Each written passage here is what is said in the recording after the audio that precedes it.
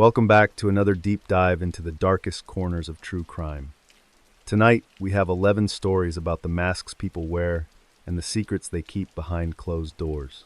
If the like button asks you to stay after class to help move some heavy boxes into a soundproof basement, tell it you have a standing appointment with a locksmith and then change every bolt in your house.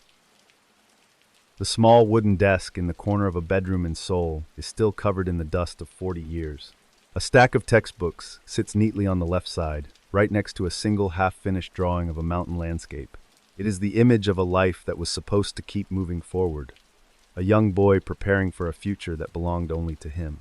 But that future was extinguished the moment he stepped out of his front door to meet a man he trusted with his entire life. On a cool Thursday afternoon, the 13th of November 1980, a 14-year-old student named Lee Yoon-sang was walking quickly through the crowded streets of the Mapo district in Seoul, South Korea. He was a boy who took great pride in his punctuality and his grades, and today he was heading toward an appointment that felt like a reward for all of his hard work. He had told his mother he would be back in time for dinner and promised to be careful crossing the roads. The air in the city was crisp and carried the faint scent of roasting chestnuts and charcoal smoke from the nearby street vendors. The sound of thousands of bicycle bells and the low hum of distant traffic created a steady rhythm that felt safe and predictable. The late afternoon sun cast long, amber shadows across the pavement, turning the glass windows of the tall apartment buildings into glowing sheets of gold that blinded anyone looking too closely at the high balconies above. Yoon-sang was the kind of son every parent in the neighborhood pointed to as the perfect example. He was soft-spoken and spent most of his free time hunched over his sketchbook, carefully rendering the world around him with a talent that seemed far beyond his years. His mother would often watch him from the kitchen, marveling at the way he captured the light hitting the trees in the park. He didn't care for sports or trouble. He only cared about his art and his education. Every morning, he followed the same ritual before leaving for school. He would stand in front of the mirror, adjust his dark blue uniform, and pin a small red plastic name tag to the strap of his backpack. That name tag was a symbol of his identity, a badge that told the world he belonged to one of the most prestigious middle schools in the city. He kept it polished and straight, and he never left the house without it, as if it were a lucky charm protecting his bright future. His relationship with his parents was built on a foundation of quiet respect and deep affection. He didn't need to be told to do his homework or to help with the chores. In fact, on this specific afternoon, he had spent the morning helping his father organize some old files in the study. They hadn't said much to each other, but the way his father had squeezed his shoulder before he left told Yoon-sang everything he needed to know about how much he was truly loved and valued. The dream Yoon-sang was working toward was simple but ambitious. He wanted to become a professional illustrator and eventually study in Europe. He had been saving his allowance for months to buy a high-quality set of charcoal pencils that were only sold in a shop across town. He talked about those pencils like they were magic wands that would finally allow him to draw the details of the human face with the precision he felt in his mind but couldn't yet capture on the paper. The last words he spoke to his mother were a gentle reminder not to worry. She had been standing at the door, holding his coat, and she had noticed that he looked a bit nervous about the meeting he was going to attend. He turned back at the gate, gave her a small reassuring wave, and told her that his mentor was going to give him some special guidance that would help him get into the best high school in the province. Then he turned the corner and walked out of her sight. The plan for the evening was straightforward.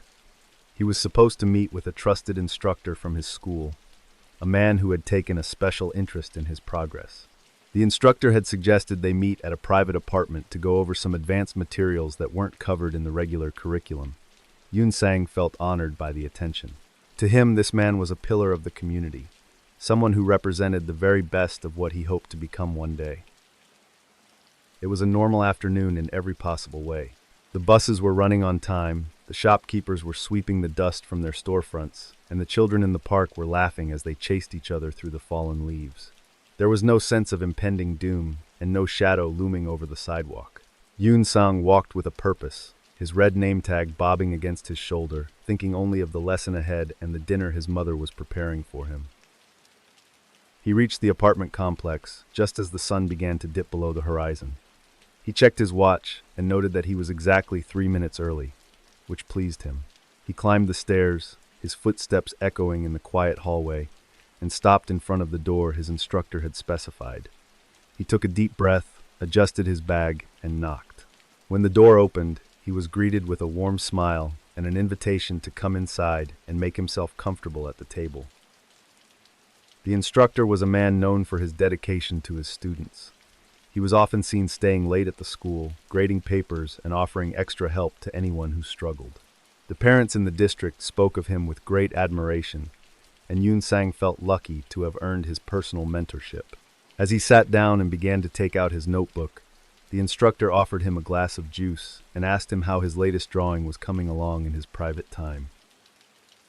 For the first 30 minutes, the session proceeded exactly as Yoon Sang had expected. They talked about literature and history, and the instructor pointed out several areas where Yoon Sang could improve his analytical writing. The room was quiet and focused, with only the sound of a pen scratching across the paper and the soft ticking of a clock on the wall. Everything was in its proper place, and the young boy felt a deep sense of security in the presence of his teacher. Then, a very small thing fell out of rhythm. The instructor stood up and walked toward the window, pulling the heavy curtains shut even though there was still a bit of light left outside. He mentioned that the glare from the streetlights was starting to bother his eyes and that they would be able to concentrate better in the shade. It was a logical explanation, and Yoon Sang didn't think twice about it. He just turned the page of his notebook and waited for the next question to come. A few minutes later, the instructor asked Yoon Sang if he could help him move a heavy trunk from the bedroom into the hallway. He said he was planning to donate some old books and needed a strong young man to help him lift the corner. Again, this seemed perfectly reasonable. Yoon Sang stood up and followed him into the back of the apartment, leaving his bag and his red name tag on the chair. He wanted to be helpful and show his mentor that he was reliable and strong. Inside the bedroom, the air felt strangely heavy and still. The window here was also covered, and the only light came from a small lamp on the nightstand. The instructor pointed toward a corner where a large wooden box was sitting, but as Yoon Sang moved toward it, he realized there was nothing in the box at all. He turned back to ask what was going on, but before he could speak, he saw that the instructor was no longer smiling. The warmth had vanished from his eyes.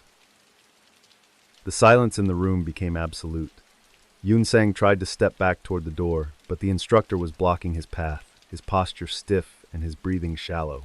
The young boy felt a sudden, sharp prick of confusion, but he quickly pushed it away, telling himself that he must have misunderstood the situation. He tried to make a joke about the empty box, but his voice felt tight in his throat, and the words died before they could leave his parched and trembling lips. You are walking down a quiet hallway toward a room where you believe your future is waiting. You feel a sense of pride because a man you look up to has asked for your help specifically. You do not notice that the blinds are drawn tight, or that the door clicks shut with a heavy sound behind you. You only feel a hand rest on your shoulder, and for one brief moment, you believe you are exactly where you are supposed to be before the world turns upside down and dark. The instructor reached out and gripped the boy's arm with a strength that was terrifying. He didn't say a word, but the look on his face was one of pure, cold desperation. Yoon Sang felt his heart begin to hammer against his ribs, the sound echoing in his ears like a drum. He tried to pull away, but the grip only tightened, and he realized that the man standing in front of him was not the person he had known for the last year. This was someone else entirely. Everything happened in a blur of motion and fear. Yoon Sang felt himself being pushed back toward the wall, his feet scrambling for purchase on the wooden floor. He tried to call out for help, but a heavy hand was clamped over his mouth, cutting off his breath and his voice. He could smell the faint scent of tobacco and sweat on the man's skin, and he could see the wild, flickering light in his eyes. The world began to shrink until there was only the sound of his own pulse. When Yoon Sang didn't return home for dinner, his parents initially thought he had simply lost track of time. They knew how much he loved his lessons, and they assumed he was still at the apartment. But as the hours passed and the sun disappeared completely, their concern turned into a cold, gnawing dread. They began to call the school and the homes of his friends, but no one had seen him. By midnight, they were standing in the police station, pleading for someone to help. The very next morning, the telephone in the Lee household rang for the first time. The father answered it, his hands shaking, expecting to hear the voice of his son. Instead, a muffled, distorted voice told him that Yoon Sang had been taken. The caller demanded a massive sum of money, an amount that the family couldn't possibly raise on their own. The caller warned them that if they involved the police or told anyone about the demand, they would never see their son again. Over the next 12 months, the telephone became an instrument of pure psychological torture. The kidnapper called the family 62 separate times. Each call was a masterclass in manipulation. The man would sometimes sound angry and aggressive, and other times he would sound almost sympathetic, as if he were a friend trying to help them through a difficult situation. He would give them elaborate instructions for drop-offs that always ended in failure, keeping their hope alive just to crush it. The case eventually became a national obsession. The story of the polite young artist and the mysterious kidnapper was on the front page of every newspaper in South Korea. Even the president, Chun Doo-hwan, made a televised plea to the kidnapper, promising leniency if the boy was returned safely to his mother and father. The entire country was watching the telephone, waiting for the 63rd call that would finally bring the nightmare to an end and bring the boy back home. During this entire year, the instructor was not hiding. In fact, he was a constant presence in the lives of the grieving parents. He visited their home dozens of times, bringing them food and sitting with the father as he waited for the phone to ring. He offered to help the police with the investigation and even suggested possible suspects among the other students. He sat at their kitchen table, drinking tea served by the mother, and listened to her cry for the son she had lost. The pivot came when the police began to use new technology to track the frequency and location of the ransom calls. They realized that despite the kidnappers' attempts to move around, the calls were consistently originating from a cluster of public phone booths in a very specific neighborhood. When they mapped these locations, they found that they all circled around a single point. That point was the private residence of the very man who had been sitting at the family's kitchen table. The reconstruction of the crime was a descent into a cold and calculated madness. When the police finally stormed the apartment and arrested the instructor, they found a notebook hidden under a floorboard. In that notebook, the man had written down the details of his massive gambling debts. He had been losing money for years and was facing total ruin. He had decided that kidnapping one of his wealthiest students was the only way to pay off the dangerous people who were after him. The most horrific detail emerged during the interrogation. The instructor admitted that he had never intended to keep Yoon-sang alive. He knew that the boy would be able to identify him easily, so he had murdered him within hours of the kidnapping on that very first day. For 365 days, he had been extorting the parents using the memory of a ghost. He had forced them to live in a state of constant, agonizing hope while knowing the boy was already gone. The investigators led the instructor back to the place where he had hidden the body. It was a shallow grave in a remote area, covered in dead leaves and heavy stones. As the forensic team began to dig, they found a small object resting on top of the soil, as if it had been placed there as a final insult. It was the red plastic name tag that Yoon-sang had polished so carefully every morning. It was cracked and faded, but the boy's name was still clearly visible in the dirt. The irony that hurts the most is found in the sketchbook Yoon-sang left behind on his desk. On the final page, underneath the mountain landscape, he had started a new portrait. He had been working on a drawing of his teacher as a surprise gift to thank him for the extra help and the guidance. He had captured the man's smile and the kind look in his eyes, recording the very mask that was being used to lure him into the dark room where his future would be stolen. Ju Young-hyung was charged with kidnapping and first-degree murder. The trial was swift and the evidence was overwhelming. He was sentenced to death by a panel of judges in 1982. The Supreme Court of South Korea upheld the verdict a year later, citing the extreme cruelty of the year-long extortion. The man who had been a trusted pillar of the community was led to the execution chamber and met his end by a firing squad in 1983. In the silent corridors of the Seoul Detention Center today, the Seoul Detention Center no longer carries out death sentences, as the country has maintained a moratorium on executions for decades. The laws have changed, and forensic tracking of cellular signals would make it impossible to repeat a crime like this today. I think about the weight of those 62 phone calls and the silence that followed. The insight here is the predatory nature of a man who can watch a mother weep for a year. The room where Yoon-sang lived is now a place of memory. The textbooks are still there, and the red name tag is held in a museum of criminal history as a reminder of a life lost to a debt that could never be paid. The two facts that remain are these. A man claimed he was teaching a child how to build a bright and successful future. That same man was the person who ensured the child would never have a single day of it. The distance from the crowded streets of Seoul to the quiet, salt-aired apartments of Copenhagen is thousands of miles across the sea. But the shadows that people cast in their own homes look exactly the same, regardless of the language they speak or the city they live in. In 1982, another life was about to be interrupted by a man who had spent his entire life learning how to blend into the background of a peaceful neighborhood while he waited for a door to open.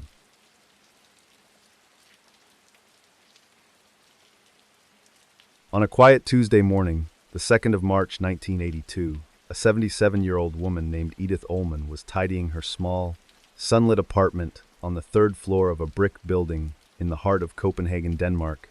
She moved with a slow, practiced grace that only comes from decades of living in the same 4 walls, and she was looking forward to a peaceful afternoon of working on a new blue sweater for her young grandson who was visiting soon.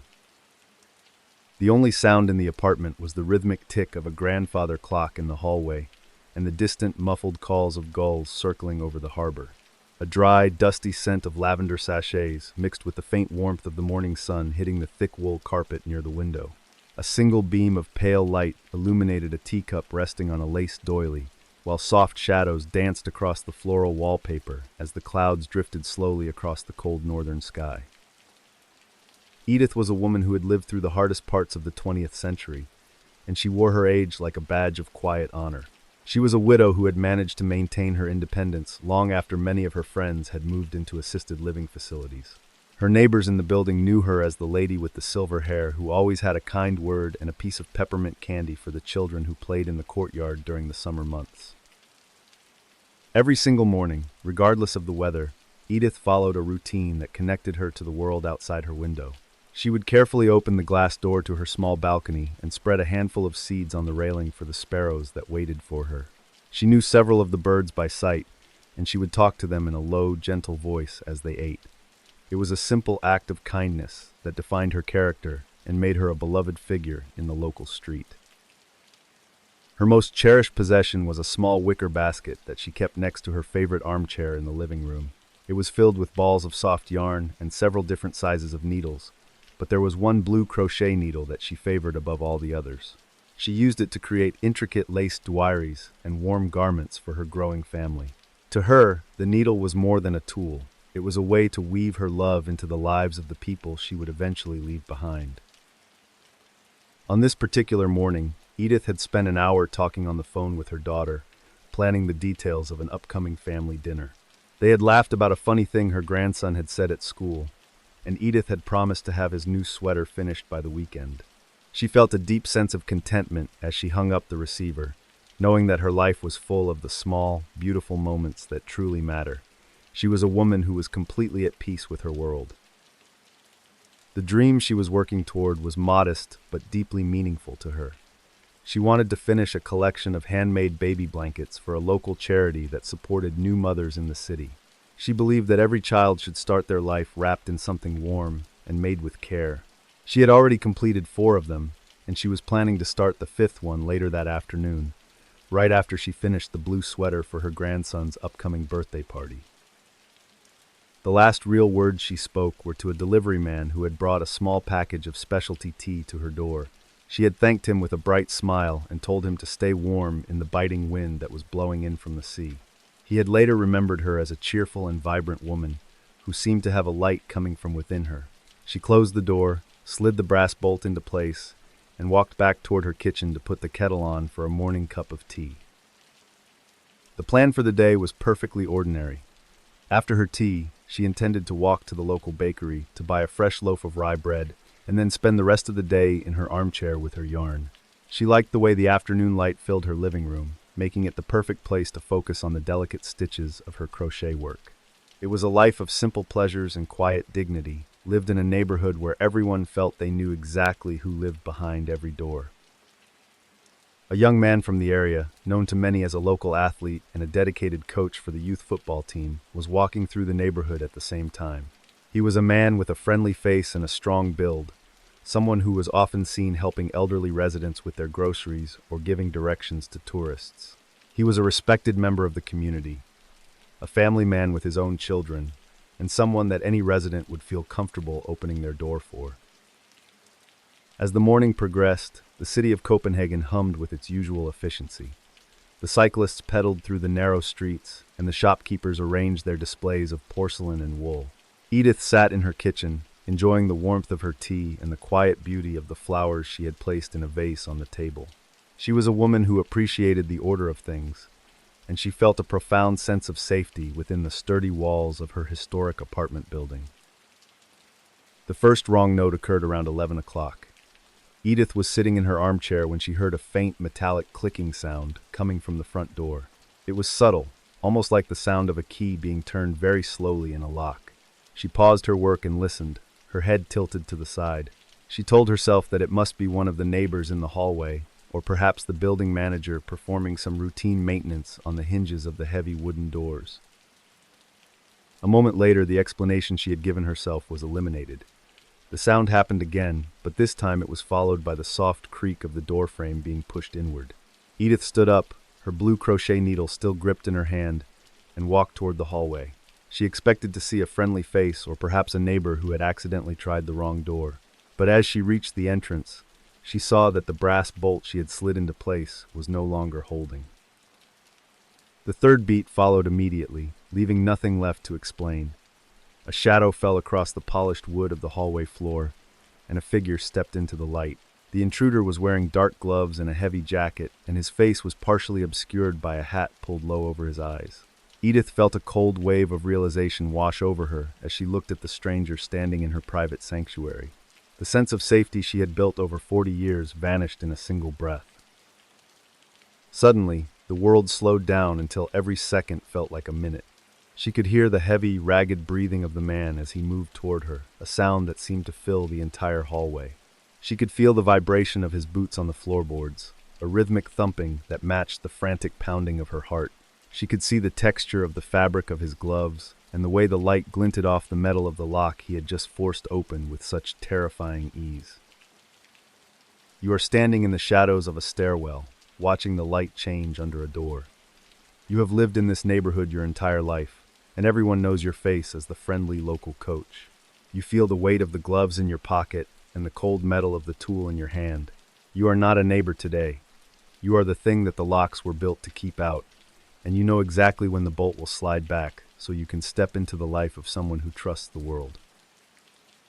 The pivot point arrived when the neighbor of Edith Ullman noticed that her bird feeder was still full of seeds the following afternoon.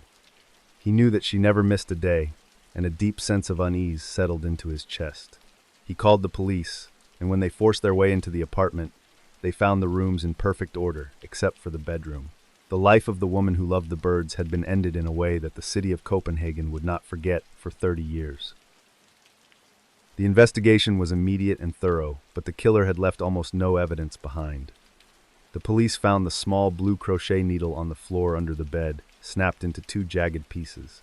It was a haunting detail that suggested a desperate struggle, but there were no fingerprints and no witnesses. The case eventually went cold, becoming one of Denmark's most famous unsolved mysteries, a shadow that hung over the island of Amager for nearly 3 full decades. For 30 years, the man who had stepped through that door continued to live a perfectly normal life in the same community. He raised his children, he coached his football team, and he was seen as a pillar of the local neighborhood. He was a man who went to work every day and came home to his wife every night, all while carrying the secret of what he had done in that sunlit apartment in 1982. He believed that the passage of time had made him completely invisible. The truth only began to emerge in the year 2010, when forensic scientists decided to take a second look at the evidence from the Ullman case. Using new DNA technology that didn't exist in the 80s, they were able to extract a tiny genetic profile from a stamp on a letter and a discarded coffee cup. When they ran this profile through the national database, they didn't find a career criminal. Instead, they found a match for a 64-year-old family man named Marcel Leischau Hansen. The reconstruction of the crime revealed that Marcel, known to the public as the Amager Man, had been a serial predator who lived a double life of terrifying complexity. He had committed a series of brutal attacks across the island, always returning to his role as a friendly neighbor and coach after the sun came up. He used his knowledge of the local area and his unassuming appearance to lure his victims into a false sense of security before he turned into the monster they never saw coming. The ironic anchor object returns in the final moments of the story. When the police searched Marcel's home after his arrest, they found a collection of small trinkets that he had taken from his victims over the years. Among the items was a single handmade lace doily that matched the pattern Edith Ullman had been working on the day she died. He had kept it in his own house, a stolen piece of the dignity and love that Edith had spent her entire life creating for other people.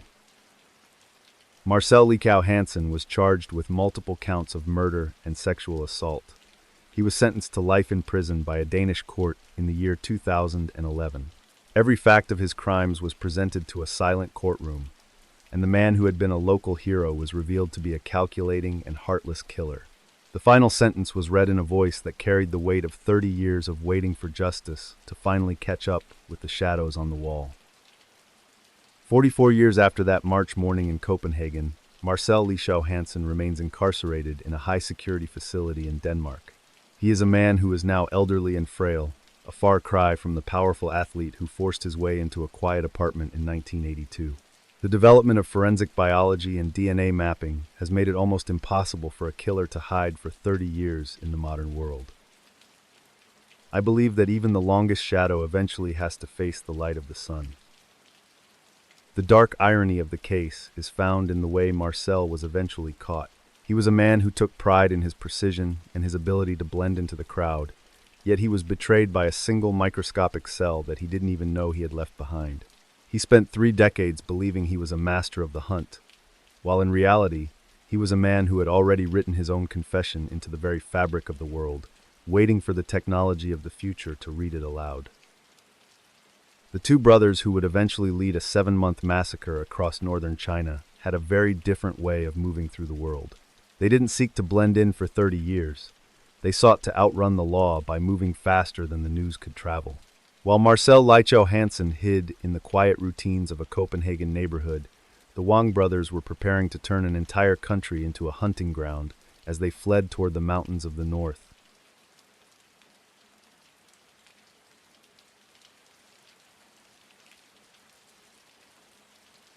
On a freezing Saturday morning, the 12th of February 1983, a 29-year-old former soldier named Wang Zongfang and his younger brother, a teacher named Zonghua, were walking through the quiet, snow-dusted gates of the Air Force Hospital in the industrial city of Shenyang, China.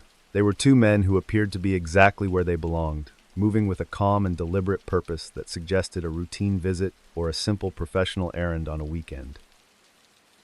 The rhythmic clinking of glass vials inside metal trays echoed through the sterile, high-ceilinged corridors as the staff began their morning rounds.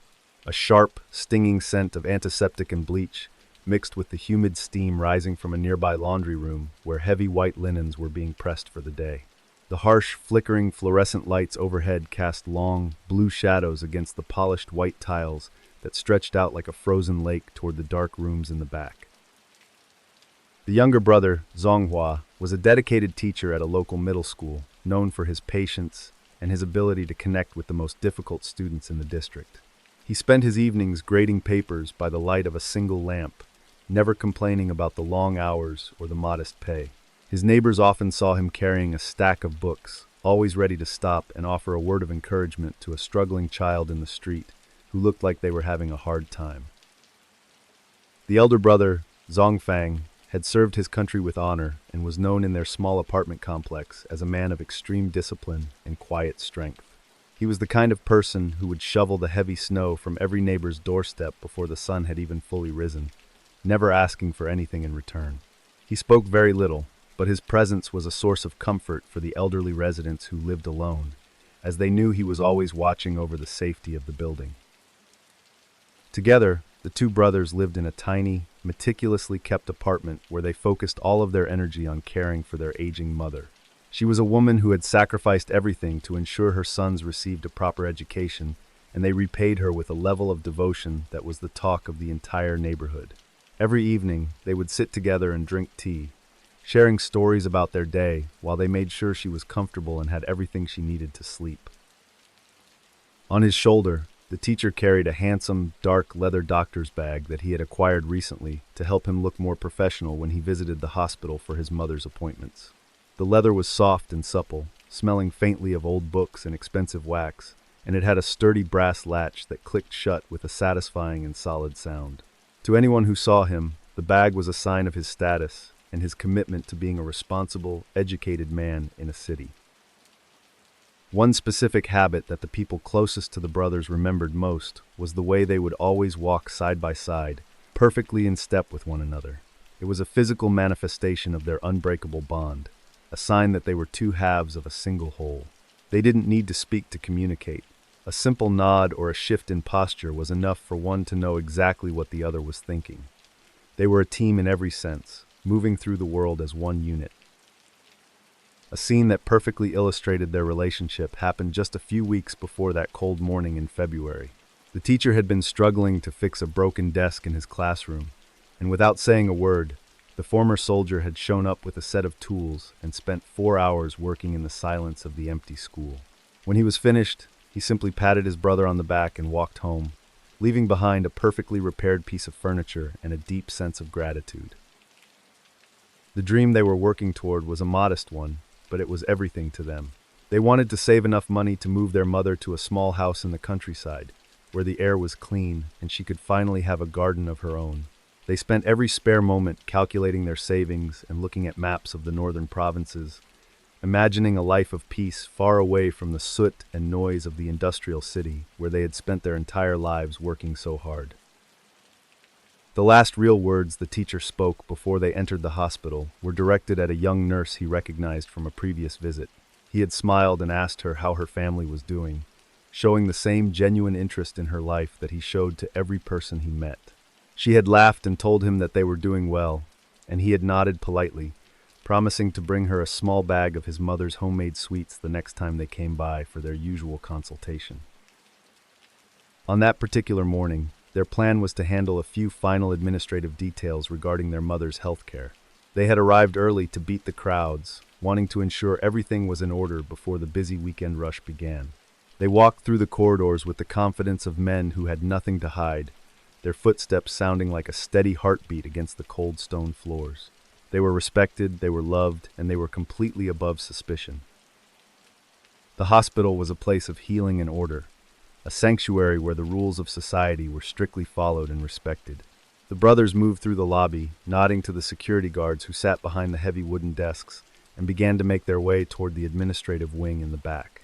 The leather bag was clutched tightly in the teacher's hand, its brass latch gleaming in the pale morning light as they passed through a set of heavy, swinging double doors in silence. They found themselves in a quiet hallway near the supply room, a place that was usually empty during the shift change. The only sound was the distant hum of a heater and the occasional rattle of a cart being pushed in another part of the building. The brothers stood together, looking at a directory on the wall, appearing for all the world like two men who were simply trying to find their way to a meeting that would help secure their family's future in the cold, gray industrial city. The first wrong note occurred when a young hospital administrator named Zoe came around the corner and noticed the two men standing near the restricted supply area. He was a man who took his job very seriously and knew almost every regular visitor by sight, but these two didn't quite fit the profile of the people who were supposed to be in this wing. He paused for a second, wondering if he should offer them assistance or ask them to return to the main lobby for their own safety. He decided to approach them with a polite smile, but as he got closer, he noticed that the former soldier was standing in a way that seemed to be intentionally blocking the view of the supply room door. The administrator told himself that he was probably just being overly cautious and that the man was simply resting his back against the wall while his brother read the directory. He asked them if they were lost, and the teacher replied with his usual calm and respectful tone of voice. The teacher explained that they were looking for the office of a specific doctor, but the name he gave was for someone who had retired 3 years ago. The administrator felt a small, cold prickle of unease in his chest, but he quickly pushed it away, thinking that perhaps they were just using an old referral from their mother's files. He politely corrected the man and began to point them back toward the main elevators, but his eyes kept drifting back to the dark leather doctor's bag. He noticed that the bag was bulging at the seams, as if it were packed with something much heavier than books or medical documents. He also noticed that the former soldier's hand was resting near his waist, tucked inside the heavy fabric of his coat in a way that felt strangely defensive. The administrator's internal alarm began to ring, but he still couldn't imagine that these two professional, well-dressed men were anything other than what they appeared to be in that light. The second beat happened when a security guard joined the administrator in the hallway. The guard asked the brothers to produce their identification and the hospital passes that were required for all visitors in the administrative wing. The teacher reached into his pocket and pulled out a small laminated card, but as the guard examined it, he realized the signature on the back was smudged and the date had been altered with a different color of ink than the original document in his hand.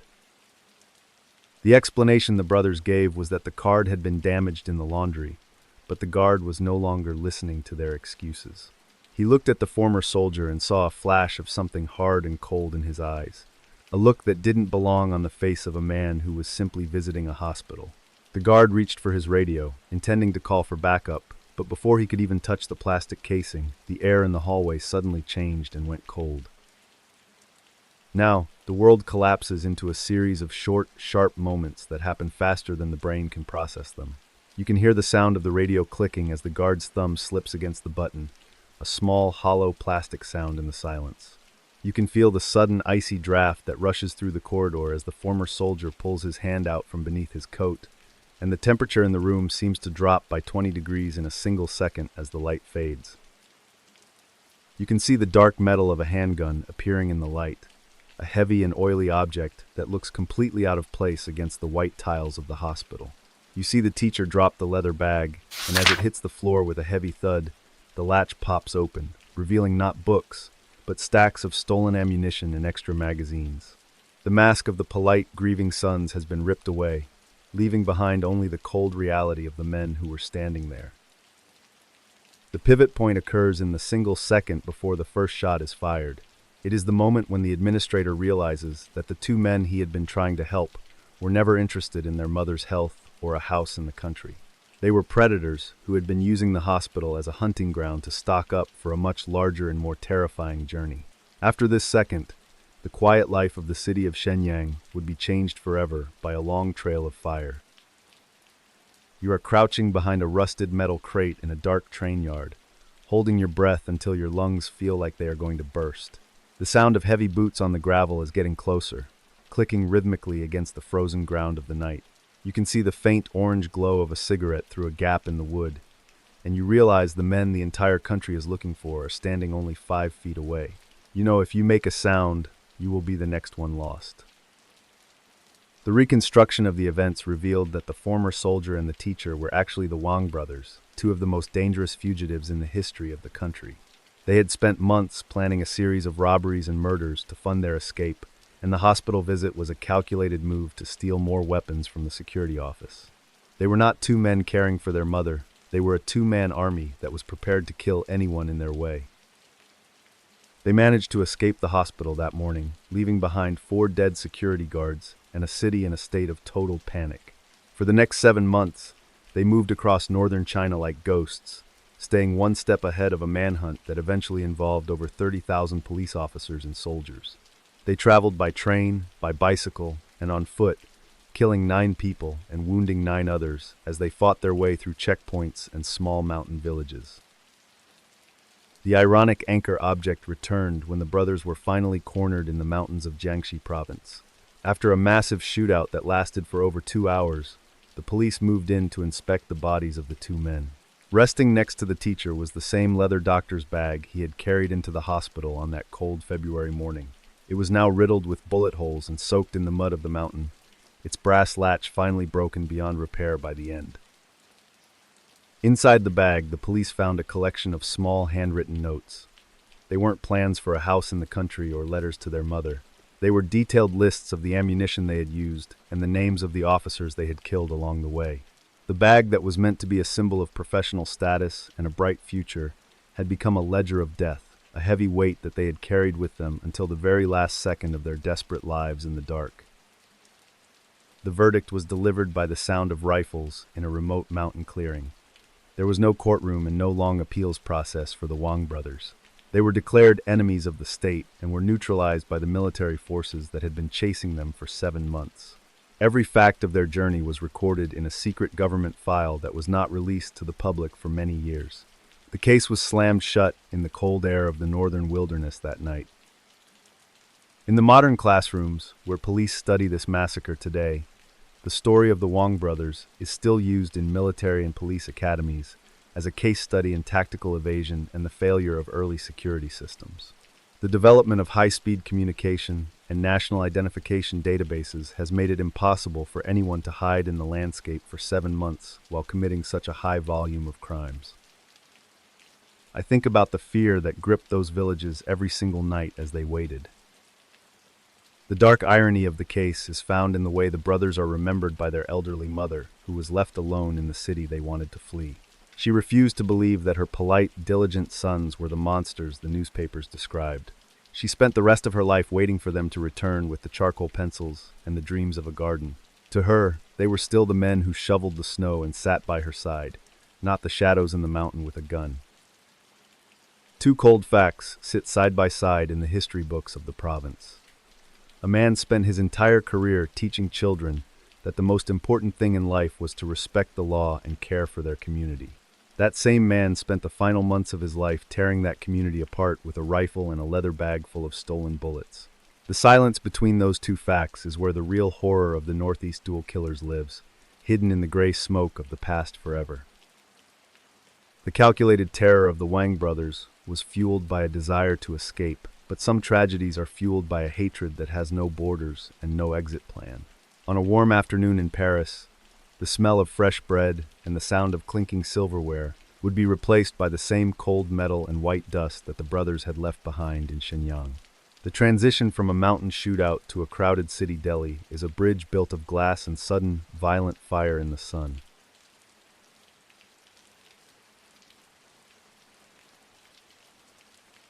On a sunny Monday afternoon, the 9th of August, 1982, a 59-year-old restaurant owner named Joe Goldenberg was busy greeting a line of hungry tourists and local residents at his famous deli on the Rue des Rosiers in the heart of Paris, France. He moved between the tables with the practiced ease of a man who had spent his entire life building a sanctuary of food and tradition in the middle of a bustling, modern city. The sound of clinking silverware and the rhythmic murmur of dozens of conversations filled the air like a warm, comforting blanket. A thick, savory scent of slow-roasted brisket and fresh-baked rye bread drifted out into the narrow cobblestone street where the summer heat shimmered off the red tile rooftops. The bright yellow awnings cast soft, golden shadows over the outdoor tables, making the red wine in the glasses glow like rubies. Joe was a man who saw his deli as more than just a business. It was the heartbeat of the historic Jewish quarter. He was known for his sharp memory and his ability to recall the favorite orders of customers he hadn't seen in 10 years. He wore a crisp white apron that he smoothed down constantly, a small habit that showed his pride in the cleanliness and order of the space he had cultivated with such care for the people of the city of Paris. One of his favorite regulars was a young medical student who came in every Monday afternoon to study over a plate of hummus and warm pita bread. Joe would always make sure the boy had the quietest table in the back corner, away from the noise of the front door. They didn't talk much, but the way Joe would set down a fresh carafe of water without being asked showed the deep, unspoken respect he had for the young man's dedication to his work. Joe had a daily habit that the staff remembered most fondly. Every afternoon, exactly 5 minutes before the main lunch rush began, he would walk to the front window and adjust the display of pastries. He would move a tray of rouglac just a fraction of an inch to the left, ensuring that every person walking by saw the very best of what the deli had to offer. It was a small ritual of perfection that signaled the start of his favorite part of the day. The dream Joe was working toward was the expansion of the deli into the neighboring building so he could create a small museum dedicated to the history of the neighborhood. He spent his late nights looking at architectural drawings and old photographs of the street from 40 years ago. He wanted to ensure that the stories of the families who had lived there would never be forgotten by the new generations of tourists who visited the City of Light. The last real words he spoke before the afternoon turned were directed at a family of 4 who were just finishing their lunch near the window. He leaned over their table with a wide smile and told them to enjoy the rest of their walk through the gardens of the city. He then turned back toward the kitchen, clapping his hands together once to signal the staff to prepare for the next wave of hungry visitors who were just beginning to gather outside. The plan for that Monday was perfectly ordinary and followed a rhythm that Joe had known for nearly 30 years. After the lunch rush, he intended to sit down with his accountant to finalize the purchase of the new ovens for the kitchen. He felt a profound sense of accomplishment as he looked around at the crowded room, seeing people of all different backgrounds sharing a meal in peace under his roof. It was exactly what he had always wanted. The deli was a sanctuary where the outside world seemed to fade away. The walls were lined with dark wood and gold-rimmed mirrors that reflected the smiling faces of the patrons. The air was thick with the steam from the soup pots and the laughter of children. There was no sense of danger, and no shadow of the political tensions that were swirling in other parts of the world. In Joe's deli, the only thing that mattered was the quality of the meal.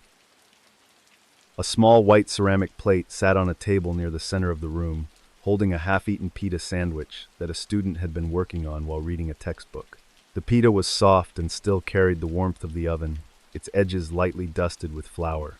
To anyone else, it was just a discarded scrap of lunch, but in the context of the day, it was a symbol of the simple, unremarkable safety that everyone in the room took for granted. Around 1 o'clock, the first wrong note appeared. 2 visitors walked through the front door, but they didn't stop to wait for a table like everyone else. They were dressed in heavy coats that seemed far too warm for the August heat, and they didn't look at the menu displayed on the wall. Joe noticed them from across the room and started to walk toward them, thinking they might be looking for a takeout order or perhaps directions to the metro. The explanation Joe gave himself was that they were travelers who hadn't yet adjusted to the local weather, but as he got closer, he noticed that they weren't looking at him at all. Their eyes were scanning the room with a cold, clinical precision, moving from the kitchen door to the emergency exit in the back. The murmur of the room seemed to dip for a fraction of a second, as if the other patrons could feel the sudden shift in the atmosphere. The second beat followed as one of the visitors reached inside his heavy coat and pulled out a small dark object that looked like a piece of industrial hardware.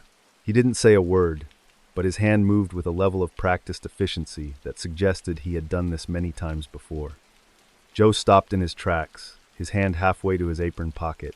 He realized in that moment that the order of his world was about to be shattered completely. The third beat arrived when the second visitor followed suit, and the air in the room suddenly felt like it had been sucked out of a vacuum. There was no more talk of Rugelach or museums. There was only the sight of the dark metal and the realization that the doors were now blocked. The student at the center table looked up from his textbook, his hand still reaching for the pita sandwich, as the first visitor pulled a pin from a heavy metal sphere. Suddenly, the world enters a state of time dilation, where every motion is a blur. You can hear the sound of the metal pin hitting the floorboards, a tiny, high-pitched ting that seems louder than a thunderclap in the silence. You can feel the sudden, massive pressure in your chest as the grenade detonates near the pastry counter, sending a wave of white dust and glass shards through the air. The smell of fresh bread is gone, replaced by copper. You can see the visitors moving through the smoke, the muzzle flashes from their weapons illuminating the room like a strobe light in a nightmare.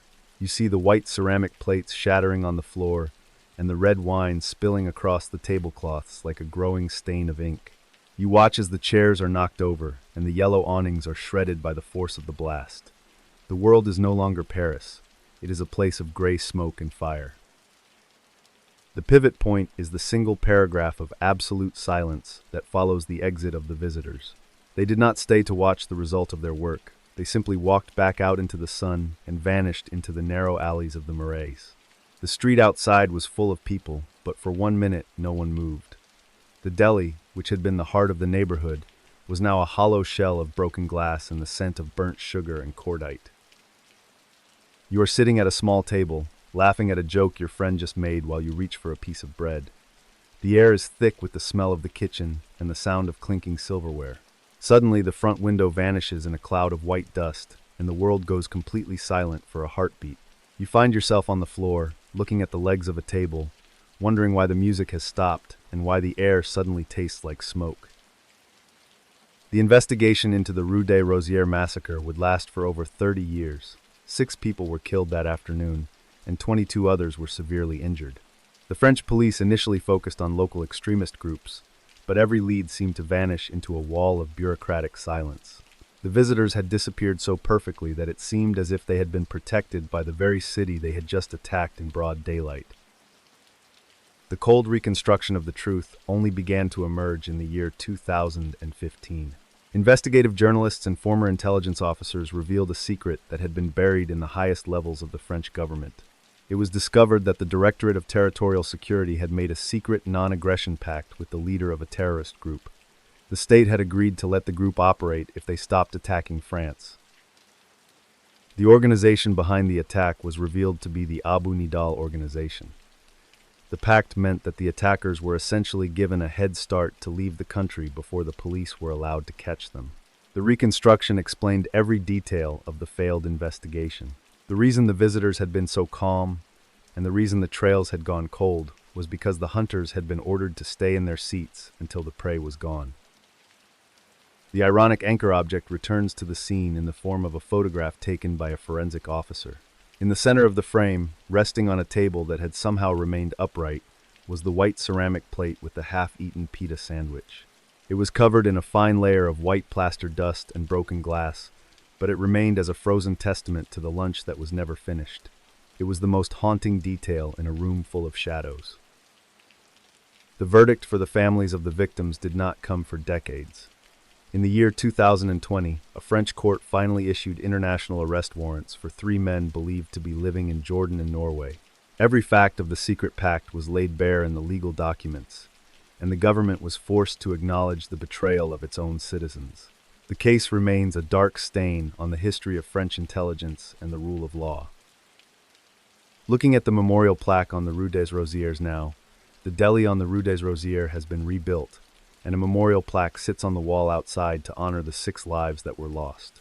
The restaurant is still a popular destination, but the yellow awnings now carry a weight that wasn't there in 1982. The development of international counterterrorism laws has made such secret pacts almost impossible to hide in the modern age of digital leaks. The insight here is the security illusion. We believe that the state is a shield that protects us from the outside world, but sometimes the shield is being used as a bargaining chip in a game we don't even know is being played. I think about Joe Goldenberg, a man who spent his life building a community, only to realize that the city he loved had made a deal with the very people who came to destroy it. It is a betrayal that no memorial can ever fix. The dark irony of the massacre is found in the 2 facts that sit side by side. A man spent every morning adjusting pastries to make sure his neighbors felt welcome and safe in his home. The government of that same city was busy signing a document that guaranteed the people who killed those neighbors would never have to face a day in a prison cell. The silence between those 2 facts is the sound of a promise being broken in the dark of Paris. The time it takes for a secret to be revealed is often measured in decades, but in the jungles of Thailand, the time it takes for a person to disappear is measured in seconds. While the people of Paris were waiting for answers that would take 30 years to arrive, a group of seekers in 1982 was walking into a green wall of silence. The transition from a crowded deli to a remote cult compound is a bridge built of lost names and fading light.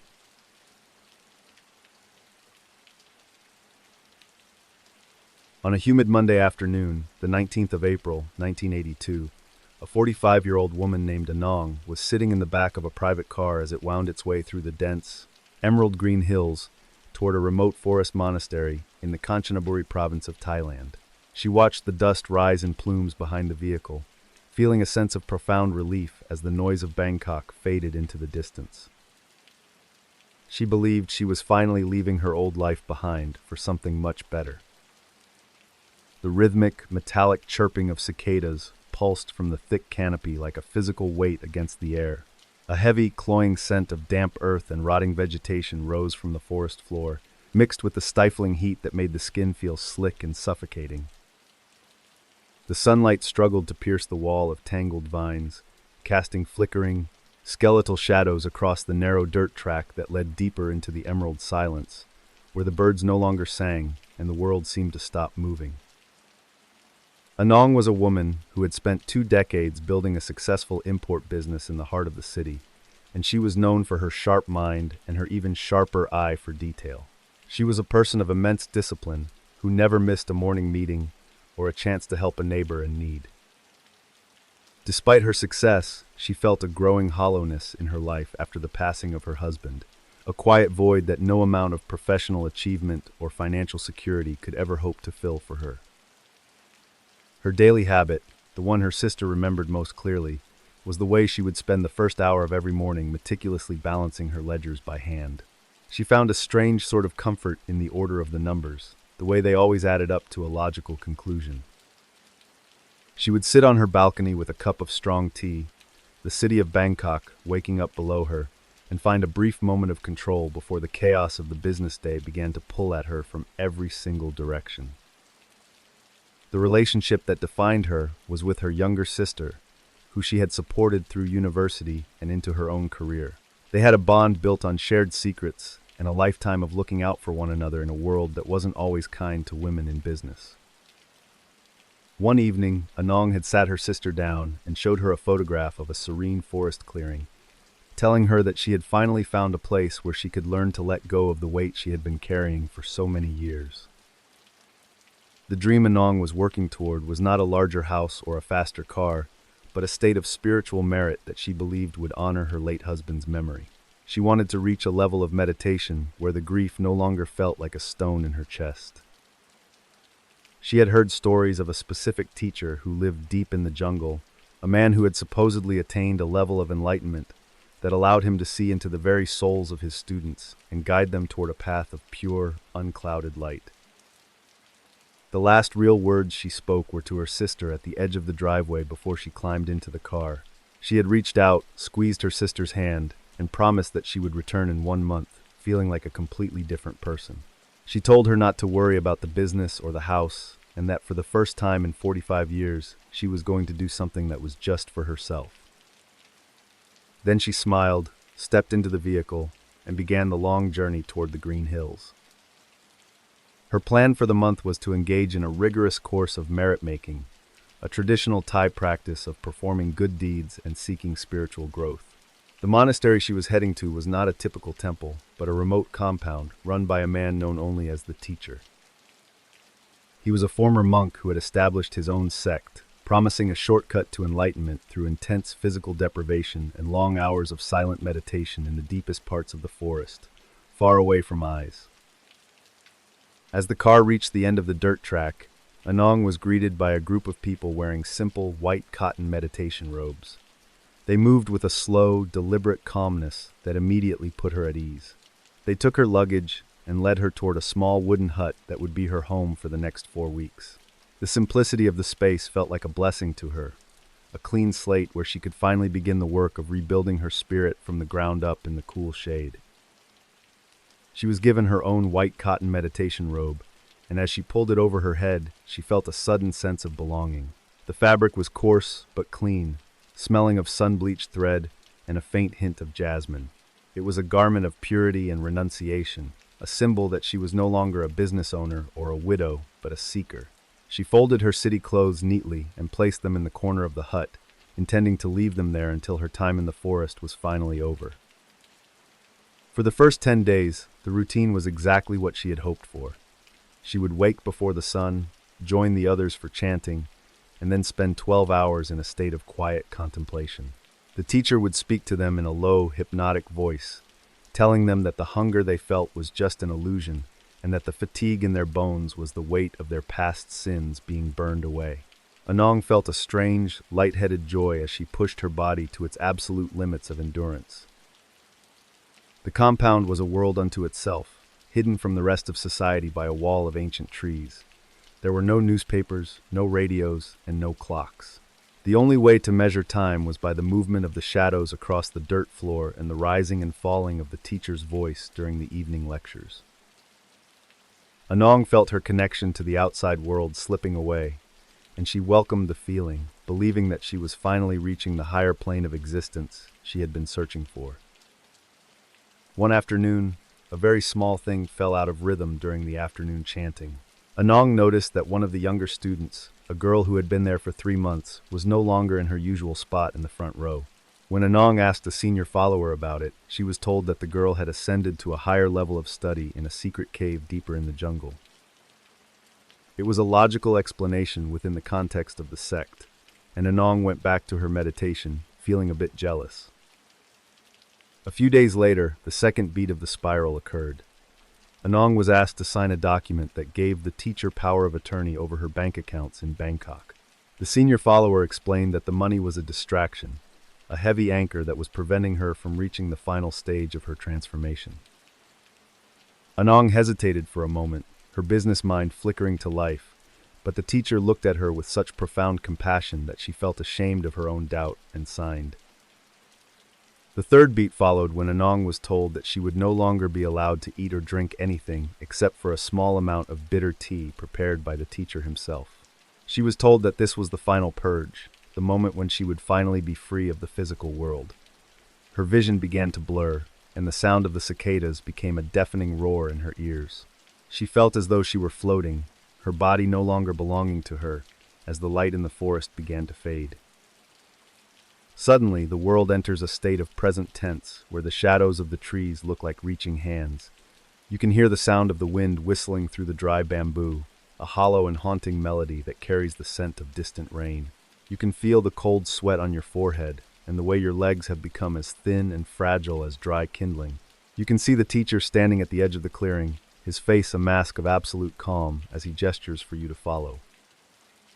You can hear the soft rustle of the white cotton robes as a line of people moves into the darkness of the ravine. You can feel the dampness of the moss under your bare feet and the way the air grows cold and thin as you descend into the throat of the earth. You can see the flicker of a single torch leading the way, its orange light dancing on the limestone walls of a cave that has no end. The world behind you is gone, and the only thing left is the sound of your own shallow, ragged breath. The pivot point arrived 3 weeks later when the Thai authorities, acting on a tip from a former member, raided the Samakittika compound. They expected to find a bustling monastery, but instead, they found a ghost camp. The wooden huts were empty, and the cooking fires had been cold for days. The only thing they found in the central hall was a large ledger, and as they flipped through the pages, they saw the names of dozens of wealthy Bangkok residents, including Anong, written in red. You are the jungle, thick and green, breathing with the sound of 1,000 insects that never sleep.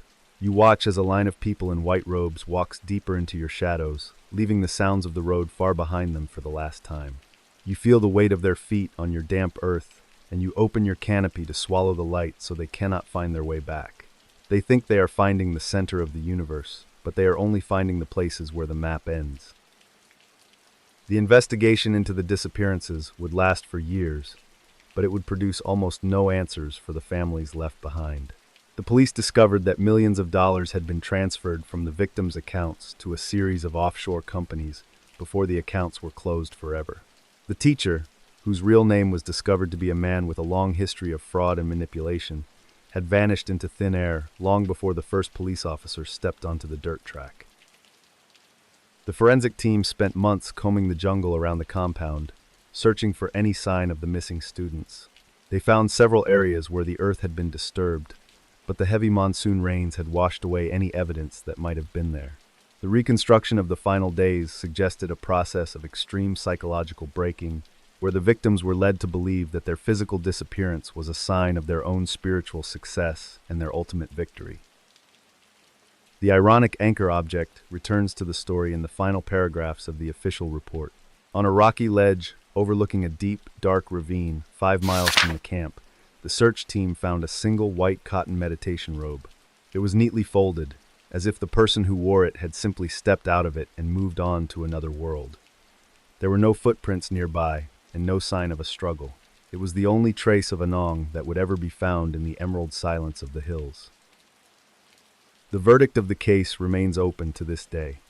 There were no arrests, no trials, and no sentences ever handed down for the disappearance of the followers of the Samakittika sect.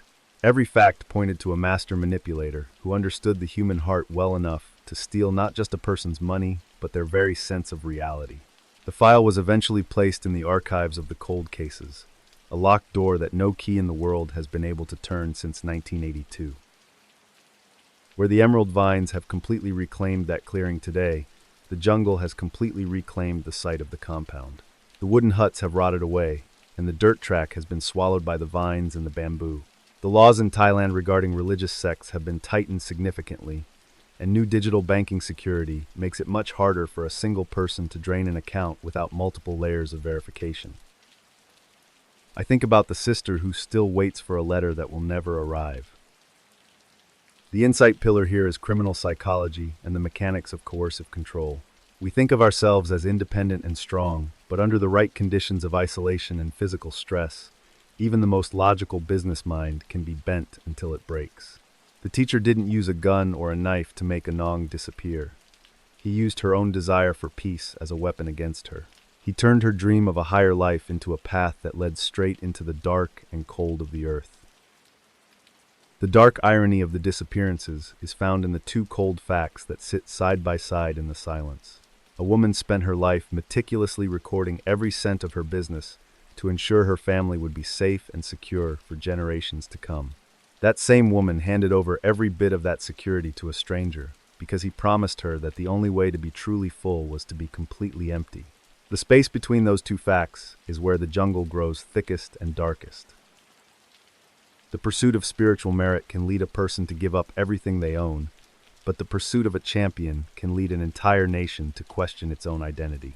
On a cold, rainy night in Ireland, a different kind of vanishing act was about to take place, one that would involve a 1,000-pound animal and a group of men who traded in politics and lead. The transition from a quiet forest monastery to a dark stable in Ballymoney is a bridge built of shadows and the sound of hooves.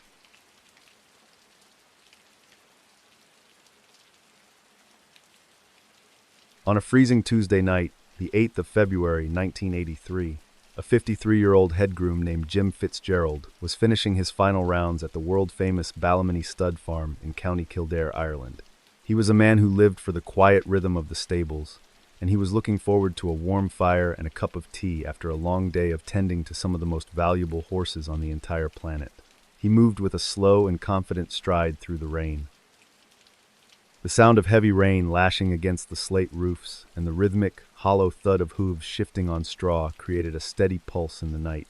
A sharp, clean scent of wet leather and damp hay mixed with the cold, biting dampness of the Irish winter air.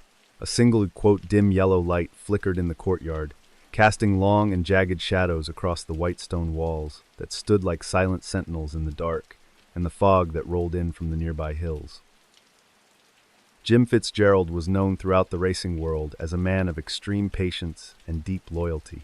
He had spent his entire life working with thoroughbreds, and he had a way of speaking to them that could calm even the most high-strung stallion in a matter of seconds. He didn't see the horses as mere investments or pieces of property. He saw them as individuals with their own personalities and quirks. He was the kind of man who would stay up all night with a sick foal. One specific habit the people closest to him remembered most was the way he would always check the latches on the stable doors 3 separate times before heading to bed. He would walk the entire length of the barn, his hand grazing the polished wood, ensuring that every bolt was thrown and every animal was secure for the night. It wasn't out of fear, but out of a profound sense of duty to the creatures that relied on him for their safety and their comfort in the dark. The relationship that defined his daily life was the one he shared with the most famous horse in the world, a magnificent stallion named Shergar. Shergar had won the Epsom Derby by a record distance, and he was a national hero in Ireland. Jim knew every twitch of the horse's ears and every curve of his powerful frame. When Jim walked into the stable, Shergar would gently nuzzle his shoulder, a sign of trust that the groom valued more than any trophy or any amount of money. The dream Jim was working toward was a quiet retirement on a small patch of land where he could keep a few horses of his own. He wanted to spend his final years watching the sun set over the green pastures of Kildare, knowing that he had done his part to preserve the legacy of the sport he loved so much. He had spent decades in the service of others, and he was finally beginning to imagine a life where his only responsibility was to the morning mist and the grass. The last real words he spoke before the night turned were to his wife as he prepared to step out for those final rounds. He told her that he wouldn't be long and that he was looking forward to the stew she was keeping warm on the stove. He squeezed her hand, gave her a small smile, and stepped out into the biting wind, pulling his heavy wax jacket tight against his chest. He was a man at peace with his life, walking into a night that felt like any other in the winter. The plan for the evening was perfectly ordinary. After checking the horses, Jim would walk the short distance back to his house on the edge of the property, lock the front door, and settle in for the night. The farm was a high-security facility, surrounded by fences and gates, and it was considered one of the safest places in the country. There were no alarms ringing and no sense of unease. In Jim's mind, the world was exactly as it should be on a rainy Tuesday.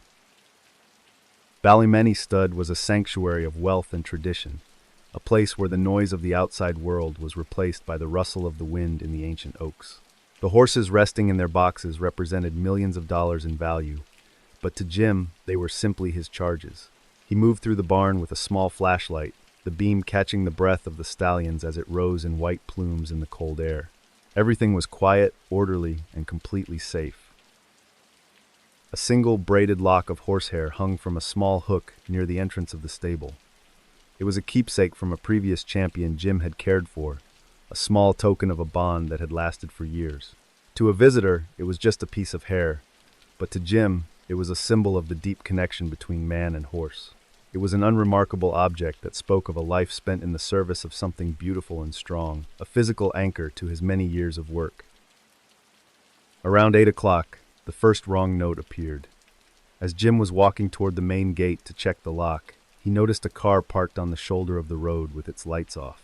It wasn't unusual for people to stop near the farm to catch a glimpse of the famous horses, but something about the way the vehicle was positioned felt slightly out of rhythm. He told himself it was likely just a couple of locals who had run out of fuel or were waiting for a friend. A few minutes later, the explanation he had given himself was eliminated. As he reached the gate, he saw 3 men climbing over the fence with a level of speed and precision that suggested they had practiced this many times before. They were dressed in dark clothing and were moving with a directness that made Jim's heart skip a beat. He started to call out to them, thinking they might be lost or in need of help, but the words died in his throat as they approached. The third beat followed immediately, leaving nothing left to explain. The men did not stop to talk, and they did not offer an explanation for their presence on the private property. One of them reached into a heavy jacket and pulled out a dark object that Jim immediately recognized as a firearm. The sense of security that had defined his life at Ballymenny Stud vanished in a single breath, replaced by the cold realization that the sanctuary had been breached by the dark. The world suddenly entered a state of present tense where every sound was magnified by the fear. You can hear the heavy, rhythmic clicking of the gate being forced open, a metallic sound that echoes against the stone walls of the stable. You can feel the sudden sharp pressure of a cold barrel against your temple, and the way the rain seems to turn into ice as it hits your skin. You can see the dark shapes of the men as they move toward the stable of the champion. You can hear the sound of the wooden stable door creaking open, and the frantic, hollow thud of hooves against the floor as the stallion senses the tension in the air. You can feel the vibration of the heavy trailer being backed into the courtyard, its metal frame groaning under the weight of the rain and the wind. You can see the white of the horse's eyes in the beam of a flashlight as he is led out of his box, his breath coming in fast and shallow bursts of white mist. You are standing in the dark, cold rain of an Irish winter, staring into the barrel of a gun held by a man in a mask. You hear the frantic kicking of hooves against the wood of a trailer, and the panicked breathing of an animal that has never known fear in his entire life. You are forced to watch as the greatest athlete in the world is loaded into the dark, and you know in your heart that you are looking at a ghost who will never walk on this green grass again. The pivot point arrived when the trailer door was slammed shut and the vehicle sped away into the fog. The intruders had forced Jim into the back of a separate car, blindfolding him and driving him miles away from the farm before dropping him on a deserted road. By the time he managed to find help and get back to Ballymenny, the stallion was gone. The most valuable horse in history had vanished into the Irish night without leaving a single hoofprint behind. The investigation into the kidnapping of Shergar would become a national obsession in Ireland and a major international news story. The police initially believed that the horse had been taken by a group of professional criminals looking for a massive payout. The owners of the stallion, a syndicate led by the Aga Khan, were soon contacted by individuals claiming to represent the kidnappers. They demanded a ransom of £2 million for the safe return of the horse. The negotiations were a disaster from the very beginning. The kidnappers used coded messages and secret drop-off points, but they refused to provide any real proof that the horse was still alive or healthy. The Aga Khan, fearing that paying the ransom would only encourage more kidnappings of valuable thoroughbreds, refused to negotiate with the criminals. He stood his ground, even as the pressure from the public and the media grew to an almost unbearable level. The cold truth of the matter began to emerge as the weeks turned into months, with no sign of the stallion. The Irish police, working with intelligence agencies, began to suspect that the kidnapping had not been the work of common criminals, but was instead an operation carried out by the Provisional Irish Republican Army. It was believed that the group had stolen the horse to fund their activities, but had quickly realized that a famous stallion was impossible to hide. The reconstruction of the final days of the horse is a story of tragic incompetence and cold-blooded cruelty. It is now widely believed that Shergar was killed within days of his capture. The horse, used to a life of luxury and constant care, had likely become too difficult for the kidnappers to manage in a remote hiding place. They had no way to feed him or care for him, and when the ransom negotiations stalled, they decided to eliminate the evidence of their crime. The ironic anchor object returns to the story in a haunting way. During the investigation, the police received a plain white envelope in the mail. Inside, they found a single braided lock of horsehair, identical to the one Jim Fitzgerald kept near the stable door. The kidnappers claimed it was proof of life, but the forensic team realized that the hair had been cut in a way that suggested the animal was no longer breathing. It was a cold and final message from the dark. The verdict for the kidnapping of Shergar has never been officially handed down in a court of law. No one has ever been charged with the theft or the killing of the horse, and his remains have never been found, despite numerous searches of the Irish countryside over the decades. The men in the masks vanished into the fog of the political troubles, leaving behind a mystery that continues to haunt the racing community and the nation of Ireland to this very day. In the quiet paddocks of the modern-day racing world, the case of Shergar remains one of the most famous unsolved crimes in the history of sports. The Ballymoney stud farm still operates, but the memory of that rainy Tuesday night is etched into the very stones of the stables. The development of forensic biology and equine DNA profiling has made it much easier to identify and track stolen animals today, but for Shergar, the technology arrived 40 years too late to save him. The insight here is the paradox of value. Shergar was worth millions of dollars because of his speed and his bloodline, yet in the hands of the kidnappers, he was a liability that could not be sold or traded. His very fame made him impossible to keep alive. The men who took him thought they were stealing a fortune, but they were actually stealing a ghost. I think about Jim Fitzgerald, who loved the horse for who he was, not for what he was worth in a ledger. The dark irony of the kidnapping is found in the two facts that sit side by side in the silence of Kildare. A man spent his entire life ensuring that a champion was safe, warm, and protected from every possible harm. The people who took that champion killed him because they didn't know how to handle the very thing they had risked everything to steal. The distance between the love of the groom and the coldness of the kidnapper is a gap that can never be closed. The cold rain of Ireland can wash away a trail, but it cannot wash away the memory of a hero who was lost to the greed of men. While the search for Shergar was turning into a decades-long mystery, another champion of a different kind was facing a threat in the heat of South America. The transition from a dark stable in Ballymoney to a crowded public square in Guyana is a bridge built of voices that refused to be silenced, even when the air turned into fire.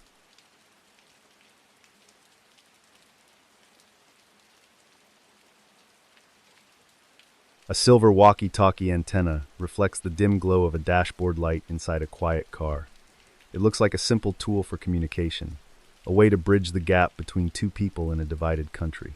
But for Walter Rodney, that piece of metal was a fuse that had been lit months before he ever touched it. We are not looking at the explosion that shook the city, but at the trust a man had in his fellow countrymen and the future he believed they could build together.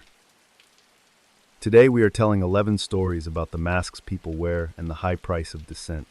If the like button offers to give you a secure communication device to help organize your next community meeting, tell it you prefer to use a string and 2 tin cans, and then move your meeting to an undisclosed location in the forest.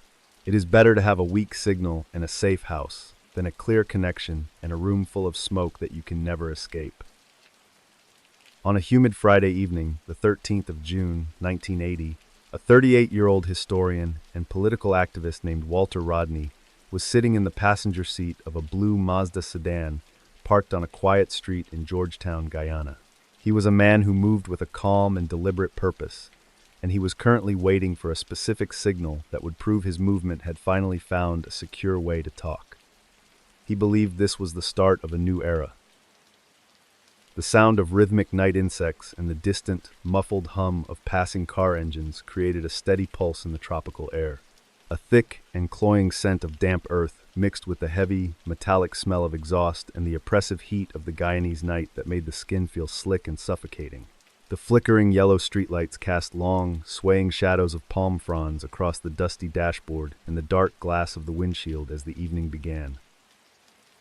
Dr. Walter Rodney was known throughout the Caribbean as a man of immense intellect and a fierce dedication to the working class. He was a scholar who had written books that changed the way the world viewed history, but he was also a man who was most at home, speaking to crowds in the public square.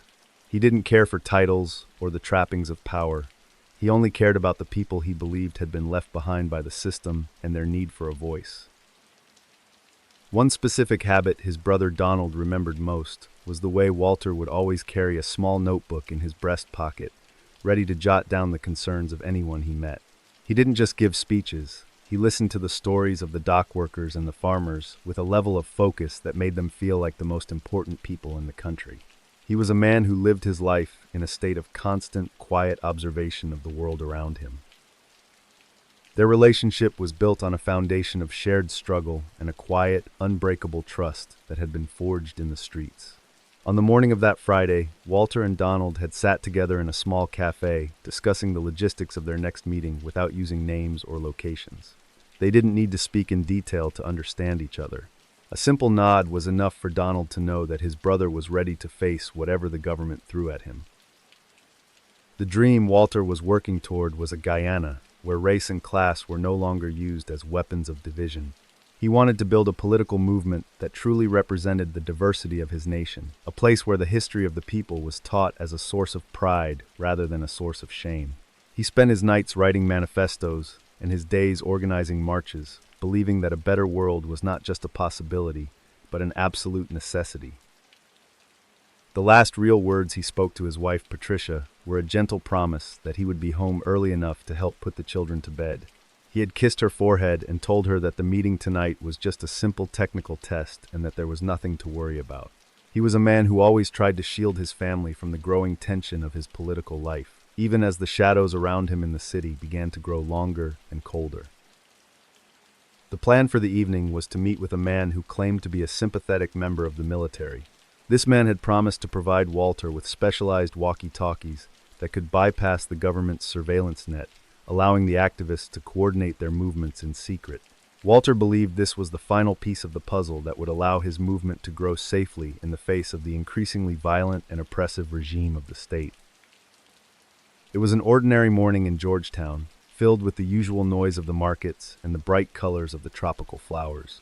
Walter had spent the day working on his research, appearing to the world like any other dedicated academic. He didn't show any signs of nerves and didn't change his routine. He believed he was taking a necessary step to protect his people, and he walked into the evening with a sense of hope that the tide was finally turning. A silver walkie-talkie antenna sat on the seat between the two brothers, its polished surface reflecting the faint light from the street lamps. To Walter, this small piece of metal was a tool of liberation, a physical manifestation of the progress his movement was making in the shadows. It was a harmless object, a simple electronic component that represented the bridge between the present struggle and the future freedom he was working so hard to achieve for his nation.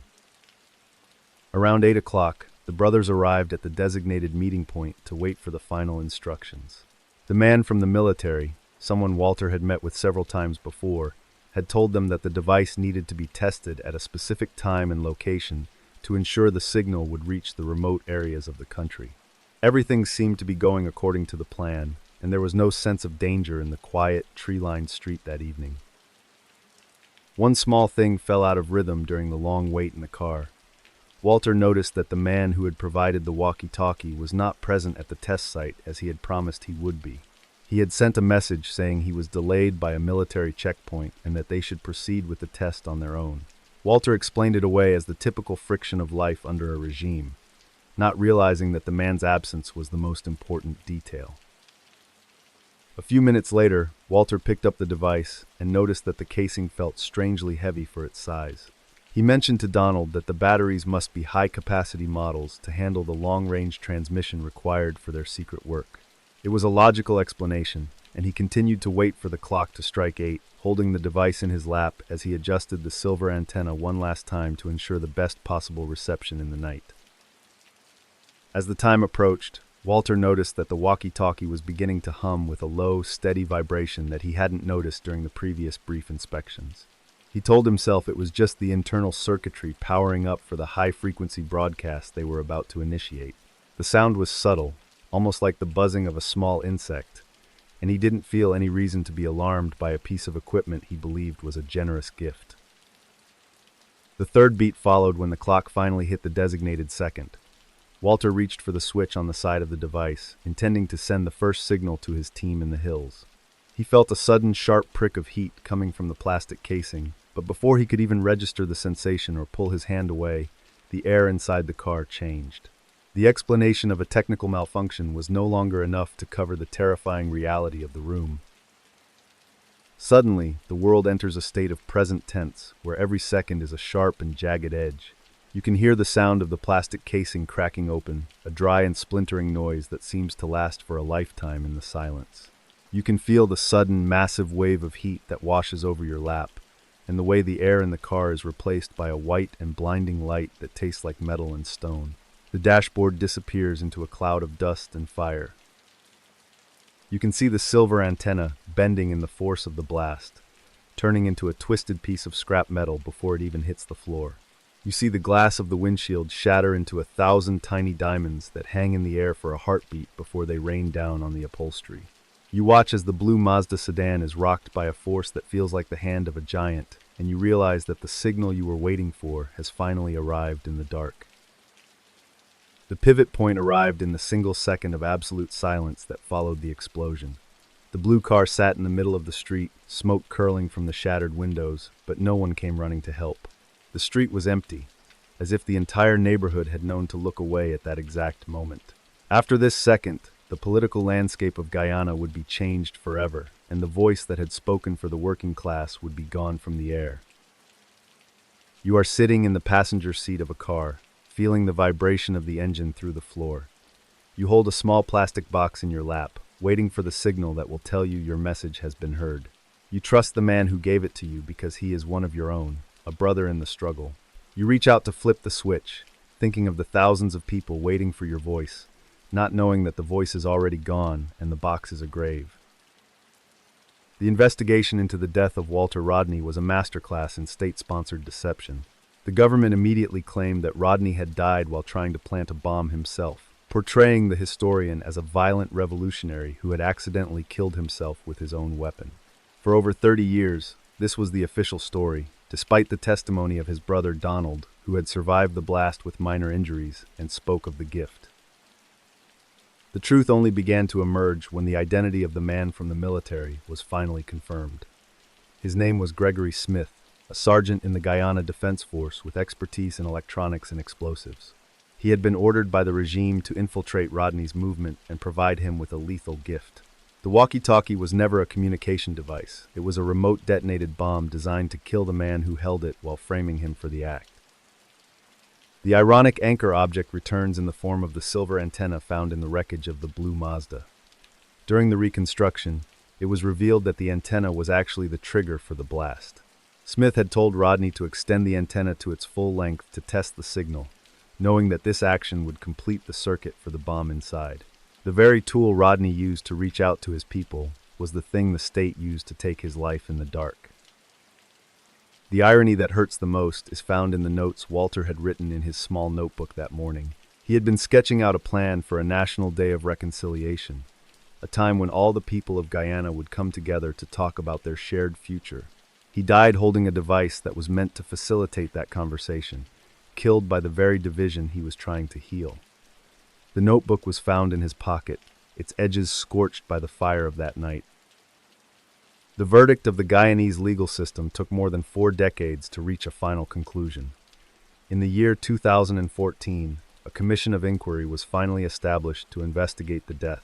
After years of testimony, the commission ruled that Walter Rodney was the victim of a state-sponsored assassination. Every fact pointed to a conspiracy at the highest levels of the administration. The official record was finally corrected in 2021. With the official records finally reflecting the truth today, the name of Walter Rodney has been cleared of all criminal allegations, and he is recognized as a national hero in Guyana. Gregory Smith, the man who provided the bomb, fled the country shortly after the assassination and died in exile without ever facing a courtroom. The state has issued a formal apology to the family.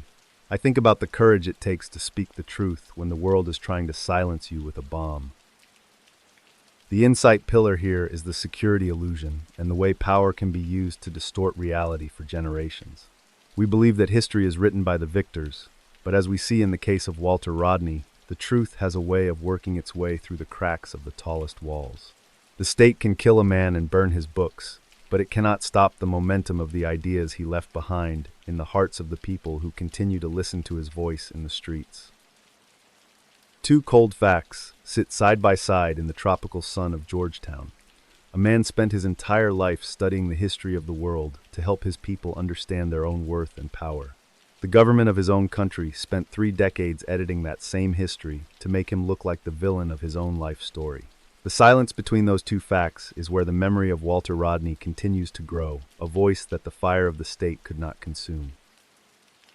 The fire of a political assassination in Guyana can leave a mark that lasts for 40 years, but the fire of a domestic bombing in Canada can leave a mark that is just as deep.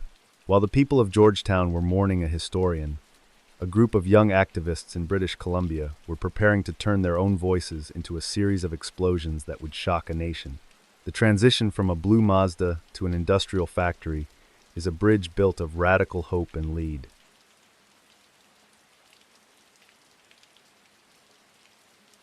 On a crisp Thursday evening, the 14th of October, 1982, a 29-year-old woman named Ann Hansen was sitting in the back of a stolen panel van parked near the perimeter fence of an industrial factory in Toronto, Ontario. She was checking her watch and adjusting her glasses with a level of calm precision that suggested she was preparing for a routine business meeting rather than a moment that would change the history of her entire country forever. The rhythmic, metallic hum of cooling fans from the nearby warehouse pulsed through the cool autumn air like a steady heartbeat. A sharp chemical scent of machine oil and ozone drifted across the asphalt, mixed with the damp smell of fallen leaves and the crisp breeze of the Canadian night. The high-pressure sodium streetlights cast a harsh, orange glow over the empty parking lot, turning the gray gravel into a field of flickering and jagged shadows on the ground. Anne was a woman who had spent her entire adult life searching for a way to make a meaningful difference in the world around her. She was known among her circle of friends as a deeply empathetic person who could not ignore the suffering of others, even those living thousands of miles away. She spent her weekends volunteering at community centers and her evenings reading books on philosophy and social justice, always looking for a path toward a more peaceful future. She had a daily habit that the people who lived in her small apartment building remembered most clearly. Every single morning, Anne would walk to the local park with a thermos of coffee and spend an hour watching the birds and the squirrels in the trees. She told her neighbors that it was the only way to find a sense of balance before facing the noise and the struggles of the city. She was a person who appreciated the quiet beauty of nature and the simplicity of life. Her relationship with her small group of close companions was built on a foundation of shared ideals and a fierce, unspoken loyalty. They were a tight-knit family of choice, people who had found each other through their common desire to stand up for what they believed was right.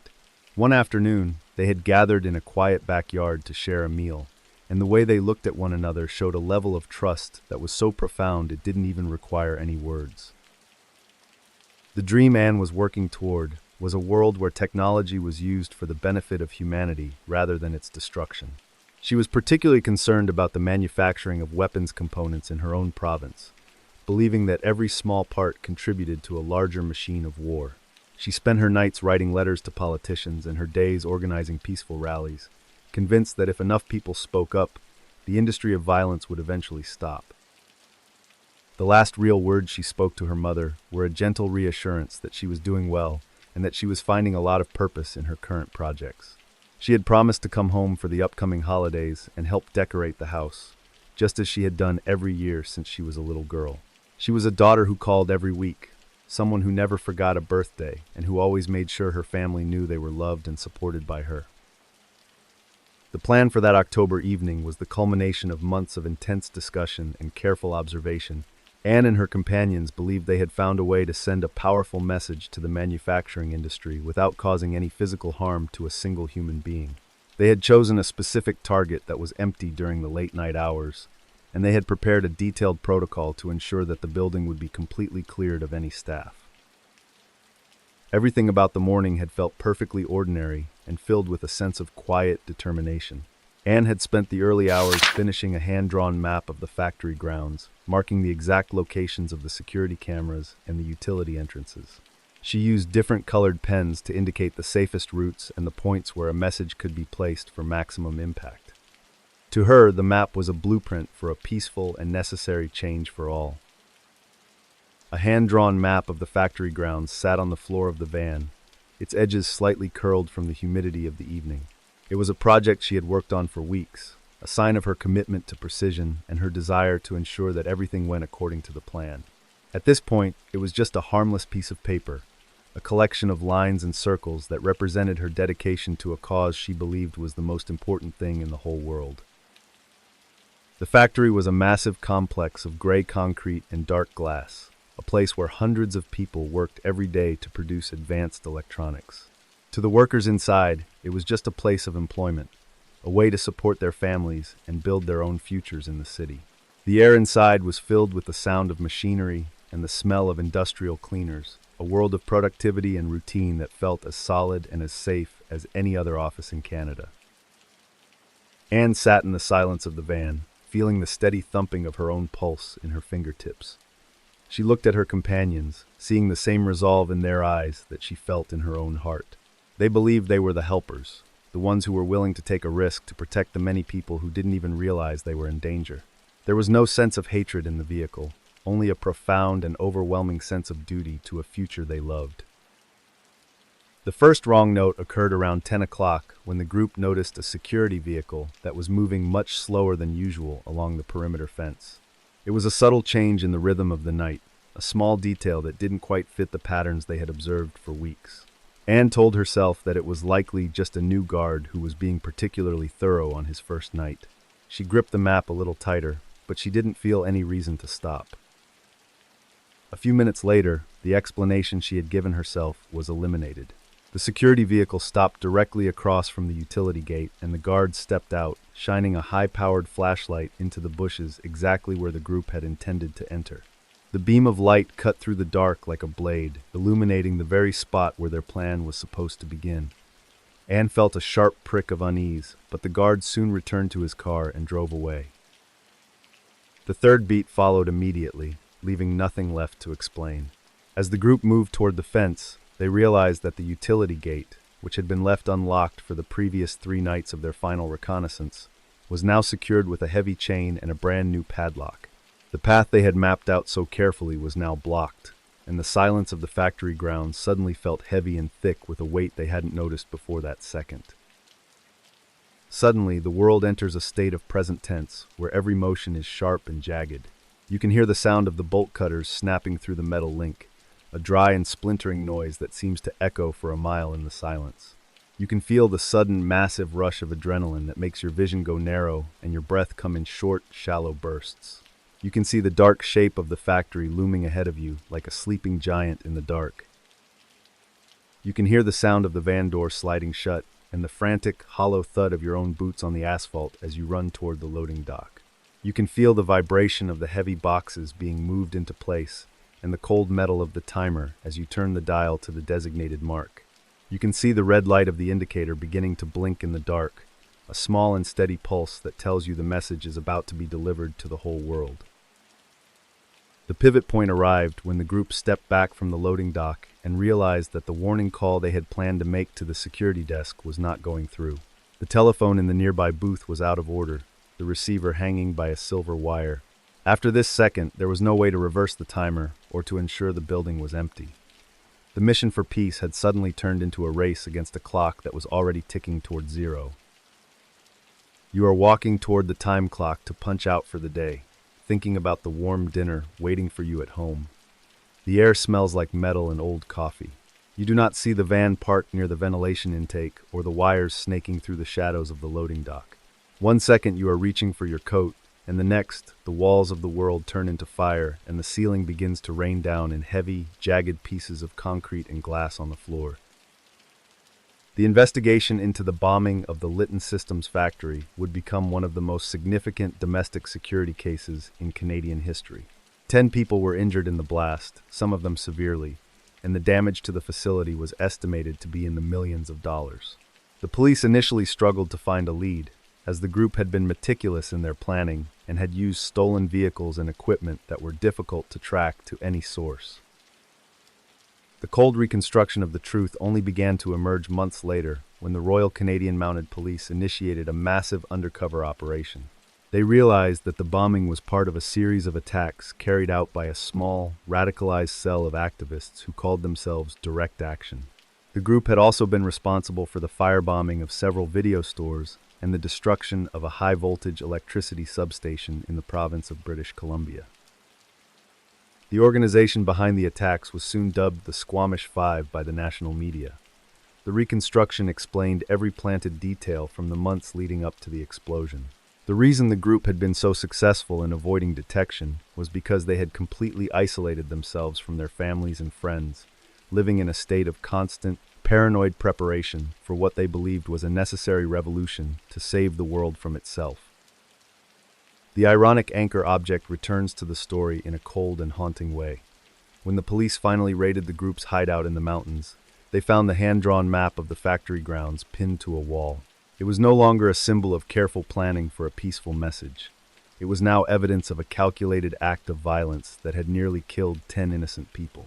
The colored pens were still sitting on the table, a stark contrast to the destruction they had mapped. Ann Hansen and the other members of the Squamish Five were charged with multiple counts of conspiracy, kidnapping, and the use of explosives. The trial was a national sensation, exposing the deep-seated radicalization that can occur when empathy is twisted into a weapon of destruction. Every fact of their planning was presented to a stunned courtroom, and the woman who had once spent her mornings watching the birds was revealed to be a person who had lost her way. The verdict was delivered in a Toronto courtroom in 1984. Ann Hansen was sentenced to life in prison for her role in the Litton Systems bombing. The judge spoke of the extreme danger the group had posed to the public and the ultimate failure of their mission to bring about a more peaceful world through the use of fire and lead. The final sentence slammed shut like a heavy door, ending the era of political violence that had gripped the nation of Canada. Long after the fire of those bombs has gone cold, Ann Hansen has been out of prison for many years, having been granted parole after serving a significant portion of her sentence. She has written extensively about her experiences and the process of radicalization, offering a unique perspective on the dangers of ideological extremism.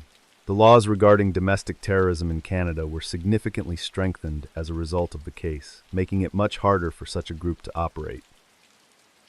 The insight pillar here is survival psychology and the mechanics of radicalization. We often think of terrorists as monsters, with no empathy, but the story of the Squamish Five shows that sometimes the path to violence begins with a profound love for the world and a desire to help others. When that desire is not balanced by a respect for the individual lives of the people who make up that world, it can quickly spiral into a darkness that consumes everything it touches. The dark irony of the bombings is found in the two cold facts that sit side by side in the history of the country.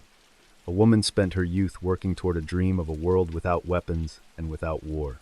That same woman used 100 pounds of dynamite to nearly kill a group of factory workers who were just trying to earn a living in a peaceful city. The silence between those two facts is the sound of a good intention that turned into a nightmare in the dark. The betrayal of a peaceful ideal in Canada can leave a scar on the national memory, but the betrayal of a political leader in Bangladesh can leave a scar on the soul of a whole nation. On a hot, humid night in Chittagong, a different kind of explosion was about to take place, one that would involve the very military forces that were supposed to protect the state. The transition from an industrial factory to a circuit house is a bridge built of power and the coldness of lead.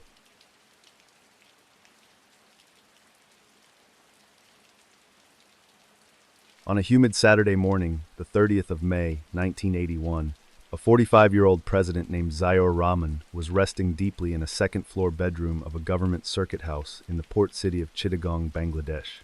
He was a man who appreciated the rare gift of a quiet morning, and he had come to the coast to resolve a local dispute with the same calm and steady hand that he had used to lead his entire nation through the storms of its own birth. The distant, rhythmic crashing of the Bay of Bengal against the harbor walls created a steady pulse in the night.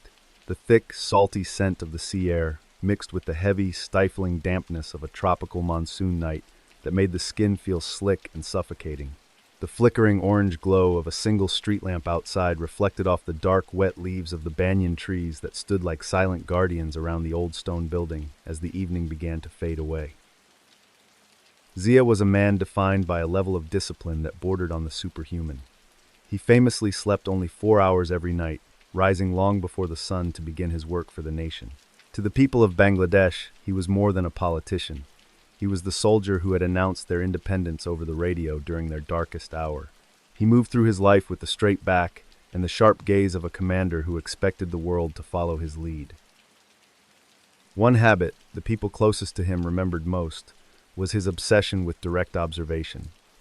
He did not like reports or summaries. He wanted to see the progress of a new bridge or a canal with his own eyes. He would often show up at a construction site at 5 in the morning, long before the workers had arrived, just to walk the grounds in the quiet. He believed that the strength of a country was built in the dirt of the fields, not in the marble halls of power. His relationship with the common people was shown through a scene that happened during a visit to a remote village. Instead of staying in the luxury villa prepared for him, Zia sat on a wooden bench with the local farmers, sharing a simple meal of rice and lentils from a communal bowl. He did not give a speech. He just asked them about their crops and their children. He was a man who listened with a focus that made everyone feel like they truly mattered in that room. The dream he was working toward was a self-sufficient nation that no longer relied on foreign aid to feed its people. He had launched a massive program to dig thousands of canals across the countryside, often picking up a shovel himself to lead the way. He wanted every village to have its own source of water, and every child to have a school within walking distance. He spent his nights studying agricultural charts, looking for ways to make the earth more fertile for all. The last real words he spoke to his staff before retiring for the evening were about the beauty of the rain. He had been standing on the balcony of the circuit house, watching the storm clouds move in from the coast. He turned to his secretary and mentioned that the heavy rains would be good for the summer harvest and that they should be ready to start their work at dawn the next day. He then stepped inside and closed the heavy wooden door behind him with a smile. The plan for that weekend in Chittagong was to mediate a conflict between local political factions that threatened the stability of the region. Zia believed that his personal presence would be enough to calm the tensions and remind everyone of their shared duty to the country. He had traveled with a small security detail, feeling completely safe in a city that had always treated him like a son. He did not believe he needed a fortress to protect him from his own people. The circuit house was a relic of the colonial era, a sprawling building of white stone and dark wood that felt like a sanctuary of order. Inside the president's room, a decorative ceremonial sword hung on the wall, a gift from a visiting dignitary. The blade was polished to a mirror finish, and the hilt was wrapped in gold thread. It was a symbol of his rank and the honor of the military he had served for his entire adult life, an unremarkable piece of national history.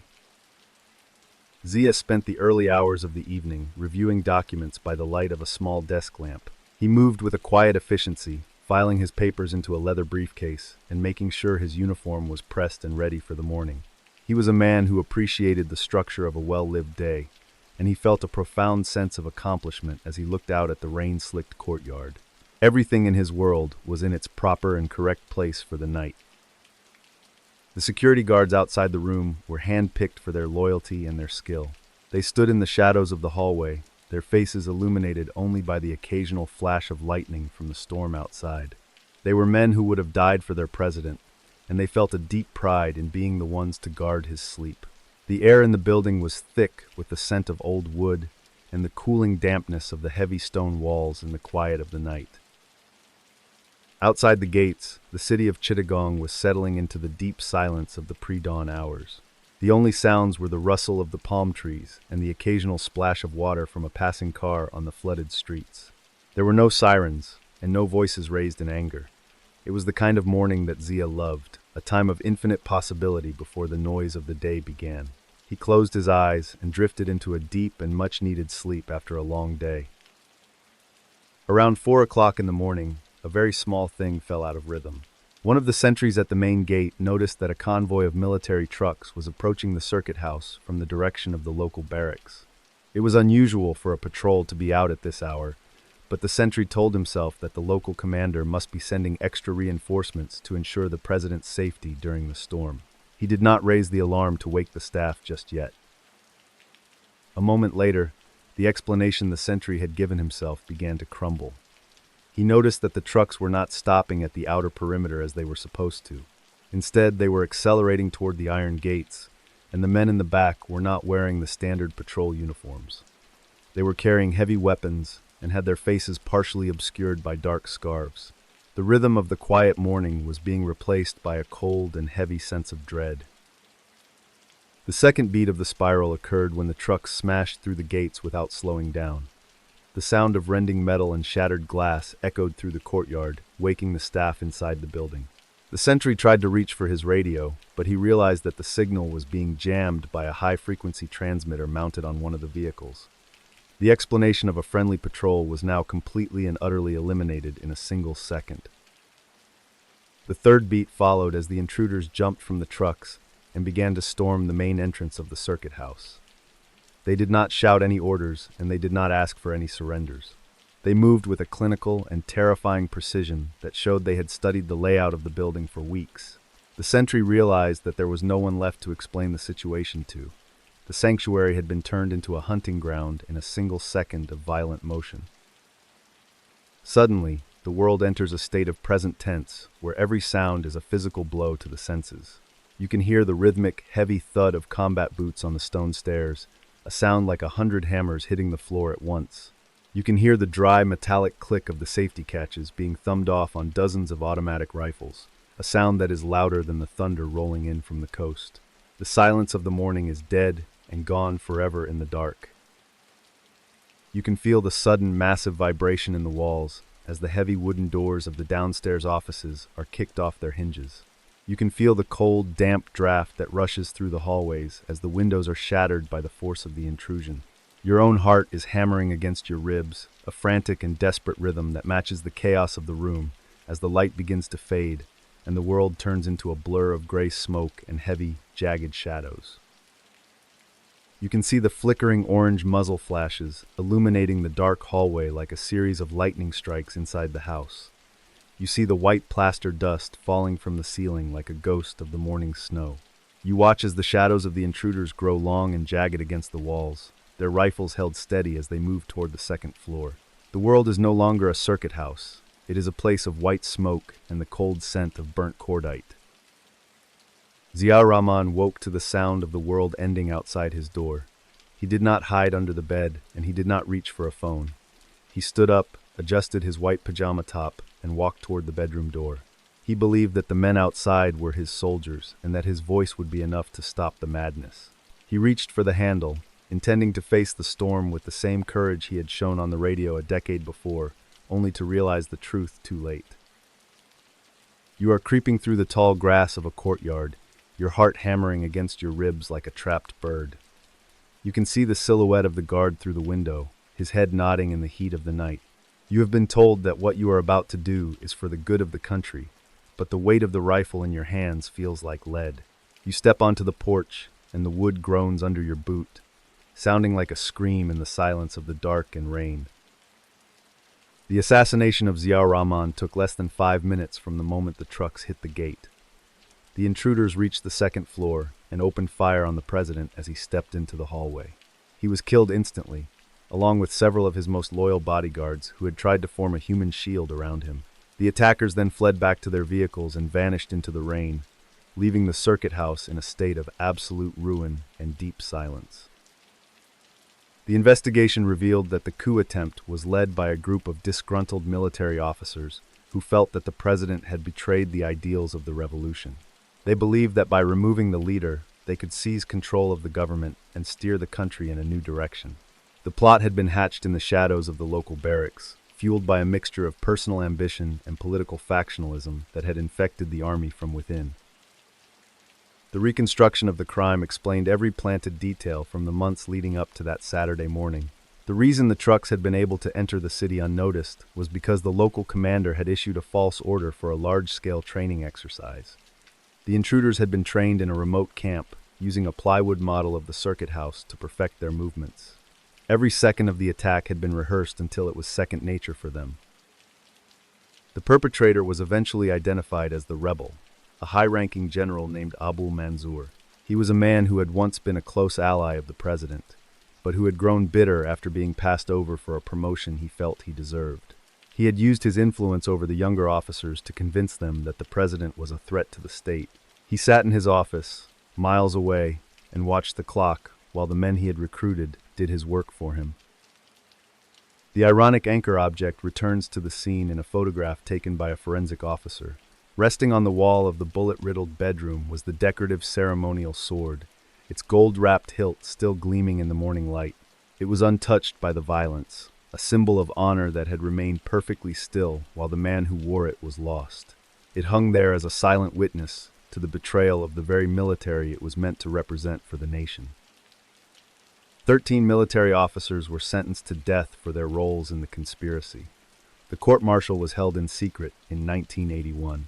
Every charge was read in a room filled with the ghosts of the fallen. The sentences were carried out by a firing squad in the early hours of a summer morning. The final gavel fell on a story that had no winners. The law was applied with a cold and absolute finality that left the nation in a state of shock and mourning for years. In the halls of the museum that once held a president, the circuit house in Chittagong has been turned into a museum dedicated to the memory of the president. The political stability of Bangladesh has been tested many times since 1981, but the legacy of the man who dug the canals remains a part of the national identity. I think about the courage it takes to rise at dawn and the fragility of the peace we build in the dirt. The vacuum of power is a cold and dangerous place. The insight pillar for this story is the criminal psychology of the second in command. We think of betrayal as something that happens between enemies, but the most dangerous threat often comes from the person who feels they have been ignored. The ego of the subordinate can become a fire that consumes the entire house. Manzoor did not kill a president to save a country. He did it to satisfy a grudge that had been growing in the shadows for a long time in his own heart. Two cold facts sit side by side in the history of the nation. A man spent his nights studying how to bring water to the thirsty fields of his people so they could finally thrive on their own. The men who were sworn to protect his life used those same fields to hide the trucks they used to destroy the only person who was actually working to save them. The silence between those two facts is the sound of a shovel hitting the earth for the very last time in the dark of the morning. The vacuum of power in a circuit house in Bangladesh can lead to a period of national mourning, but the vacuum of reality on a cargo ship in the Indian Ocean can lead to a mystery that lasts for a decade. While the people of Chittagong were burying a president, a businessman in Vienna was preparing to sink a ship full of worthless scrap metal and 6 innocent lives. The transition from a military coup to an insurance fraud is a bridge built of gold and cold, deep water.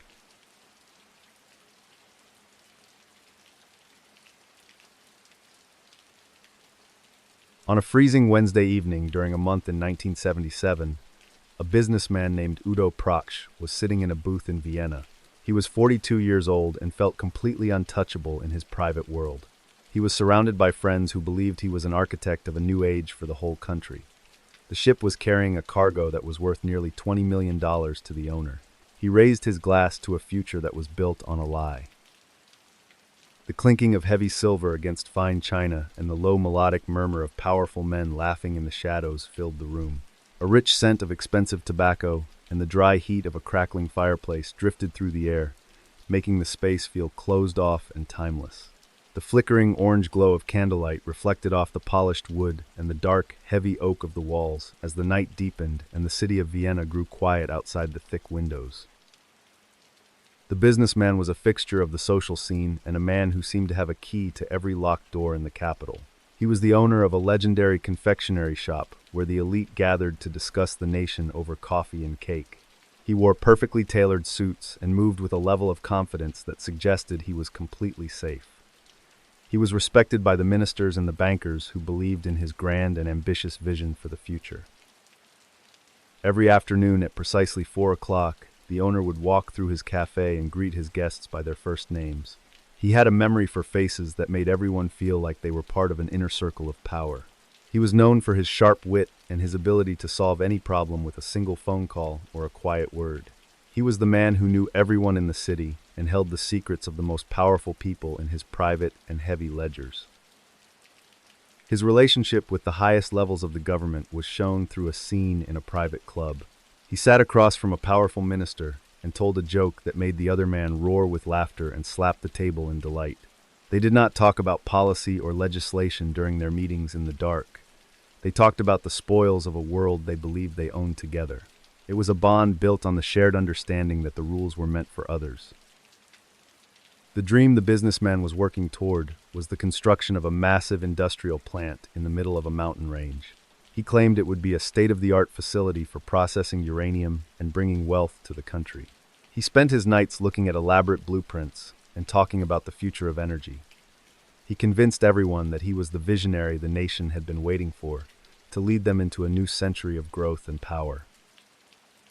The last real words he spoke to the captain of the cargo ship were a firm handshake and a promise of great things to come. He told the man that the cargo was worth millions, and that the success of the mission was a matter of national importance. He stood on the dock as the heavy metal bow of the vessel pulled away from the shore. He watched the wake of the ship disappear into the gray mist of the morning harbor, while he thought about the insurance policy in his desk. The plan for the voyage was to transport a high-tech uranium processing plant from a port in the Mediterranean to a buyer in the east. The businessman had arranged for an insurance policy to cover the equipment against any possible loss during the trip. Everything about the shipment was handled with a level of secrecy and complexity. It was impossible for anyone to verify the contents of the crates before they were loaded onto the deck of the vessel for the journey. The cargo ship was a massive vessel with a crew of 12 men who had spent their entire lives on the open water. They were hard-working sailors who took pride in their ability to deliver any cargo to any port in the world. They moved through their daily routines with a level of discipline and focus in the heat. They had no reason to doubt the nature of the heavy metal boxes they were carrying south toward a destination that was thousands of miles away from home. The first 10 days of the journey were perfectly ordinary and followed the steady rhythm of life at sea. The crew spent their mornings performing maintenance on the engines and their evenings eating together in the small mess hall. The weather was fair, and the water was calm in the sun. This provided a sense of safety that made the distance between them and the shore feel small and manageable as they moved further into the deep blue of the Indian Ocean this week. A single blue blueprint of the proposed uranium plant sat inside a locked leather case in the office of the captain. It was a complex document filled with precise lines and technical specifications that suggested a level of genius. At this stage, it was an unremarkable piece of paper and a symbol of a bright future. It was a sign that the businessman was a man of his word who delivered on his grandest promises to the people who trusted him with their very lives. Around 1 o'clock in the morning, on the 23rd of January, a very small thing fell out of rhythm in the engine room. One of the technicians noticed that a valve was vibrating with a frequency that suggested a mechanical failure. He told himself that it was likely just the result of a loose bolt or a minor pressure imbalance. He began to reach for a wrench to tighten the connection before the sound grew louder in the heat of the night and the deep water. A moment later, the explanation the technician had given himself was eliminated as the sound changed to a deep pounding. He realized that the noise was not coming from the engine at all, in the dark. It was coming from a dark corner of the hull where a series of heavy crates had been secured near the waterline. The rhythm was too consistent and too deliberate to be the result of a simple mechanical malfunction in the dark and the cold of the storage area today. The third beat followed as a sudden and massive wave of heat began to radiate from the direction of the crates. The technician tried to reach for his radio to alert the captain on the bridge. He realized the signal was blocked by a sudden and intense burst of interference that made the plastic casing hum in his hand. The explanation of a technical failure was gone. It was replaced by the cold realization that the ship was actively fighting back against the crew.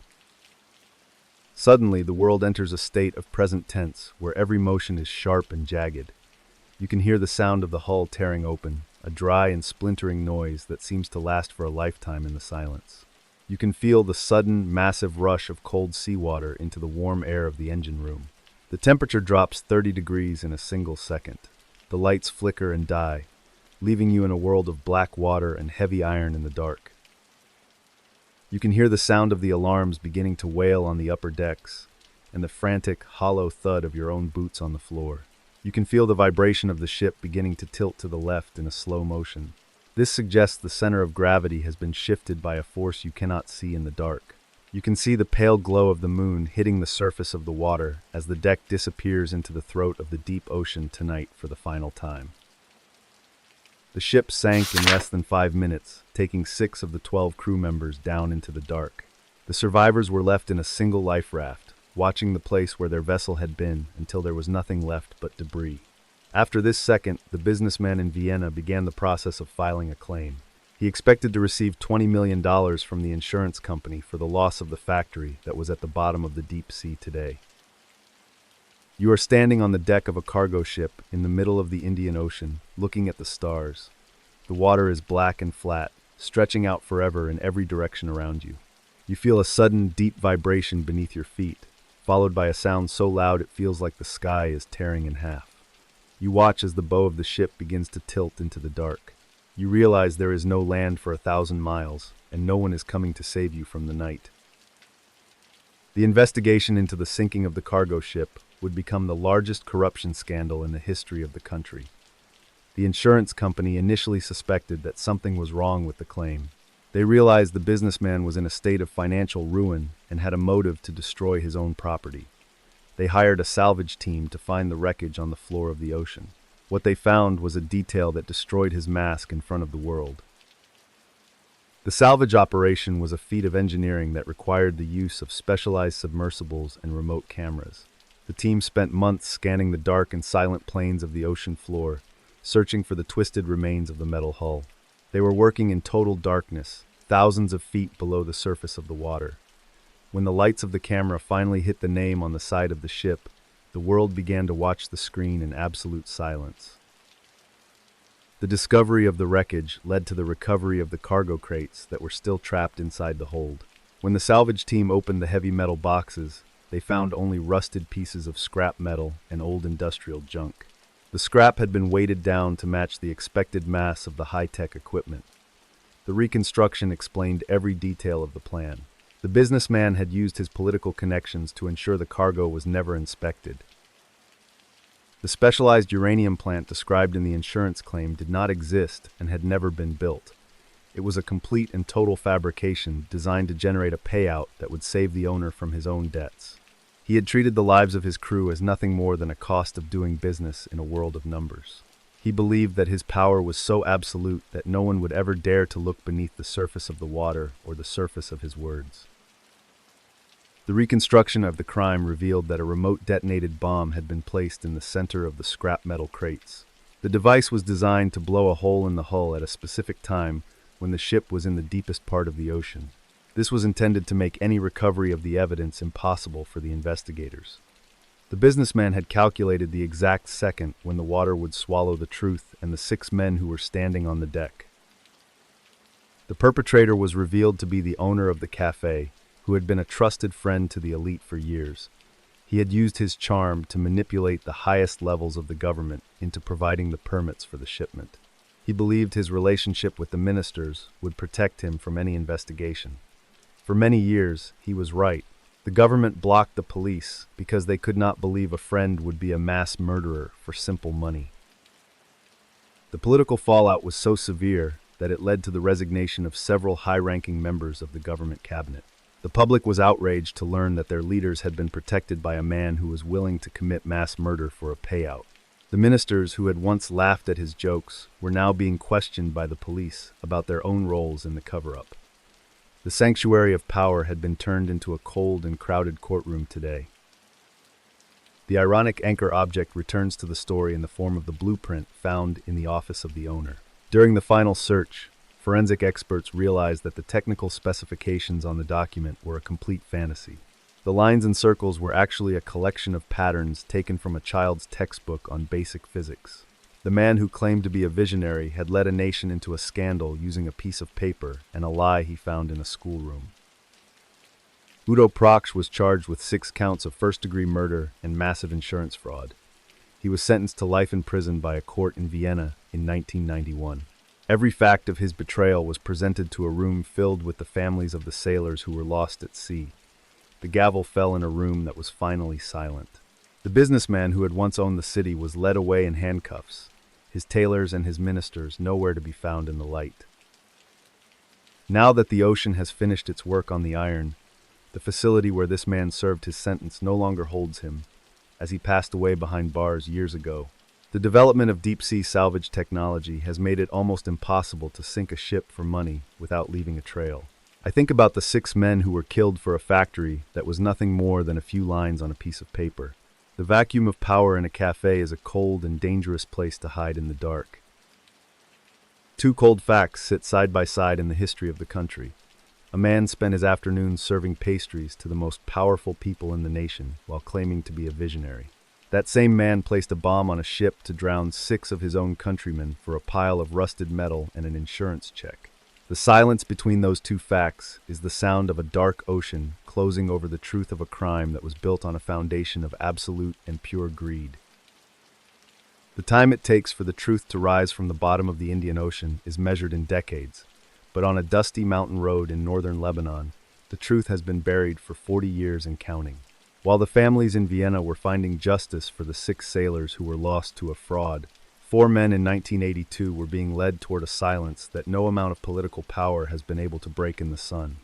The shadow of the missing remains.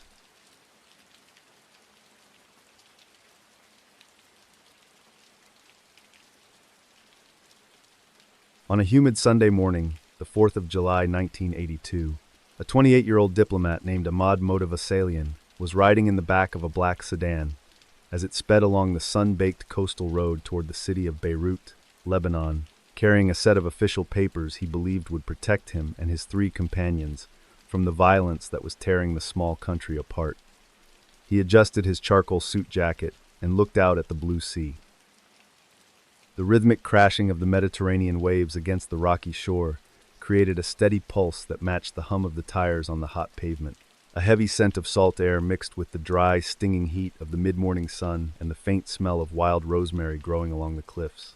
The bright blue of the sea stretched out to the horizon, meeting a sky so pale it looked almost white under the intense glare of the high summer light and white dust. Ahmad was a man who lived his life by a strict code of duty and professional decorum. He was known among his colleagues as a person who never raised his voice and who possessed a deep, unshakable belief in the power of international law and the sanctity of diplomatic immunity. He moved through the world with the quiet confidence of someone who understood that as long as the rules were followed, the chaos of the outside world could never truly reach his office. One specific habit the people closest to him remembered most was the way he would always check the gold-embossed seal on his diplomatic passport before every journey. He would run his thumb over the raised edges of the crest, ensuring that the ink was sharp and the paper was crisp. To him, this document was more than just a travel permit. It was a physical shield that commanded respect from every soldier and every border guard he encountered on his long way.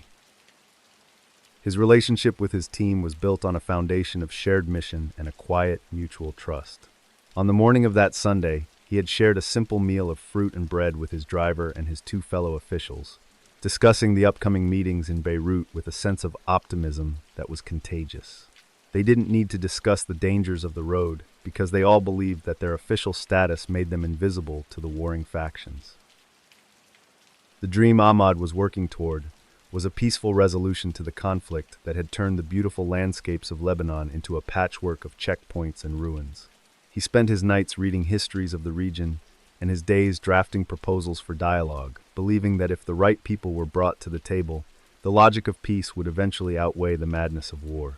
He saw himself as a bridge builder in a world that was busy burning maps. The last real words he spoke before the journey turned were a brief reassurance to his wife over a crackling telephone line. He told her that the drive was short and that the black sedan was clearly marked with the symbols of his office, making it a safe haven in the middle of the storm. He promised to call her the moment they arrived at the embassy and told her to stay inside until the heat of the afternoon had passed. Then he hung up and stepped into the car. The plan for the day was to reach the heart of the capital city, to coordinate an emergency relief effort for the civilians caught in the crossfire.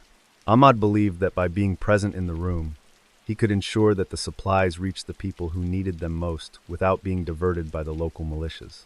He checked his watch and noted that they were making good time, the blue sea flashing by the window as they moved steadily south toward their destination.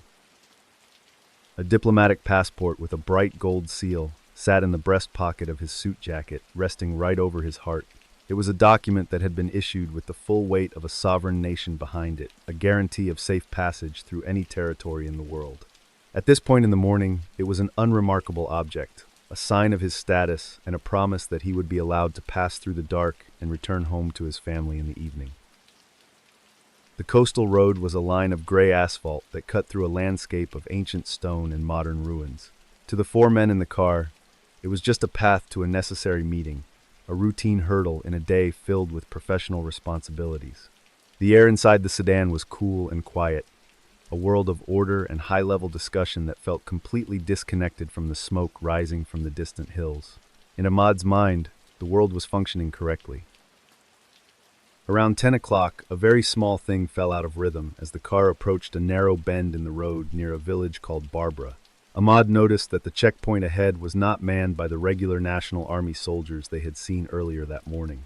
Instead, the guards were wearing mismatched fatigues and were standing in the middle of the road with their rifles held at a low, aggressive angle. It was a subtle change that made the air feel heavy. A moment later, the explanation the driver gave for the change was eliminated.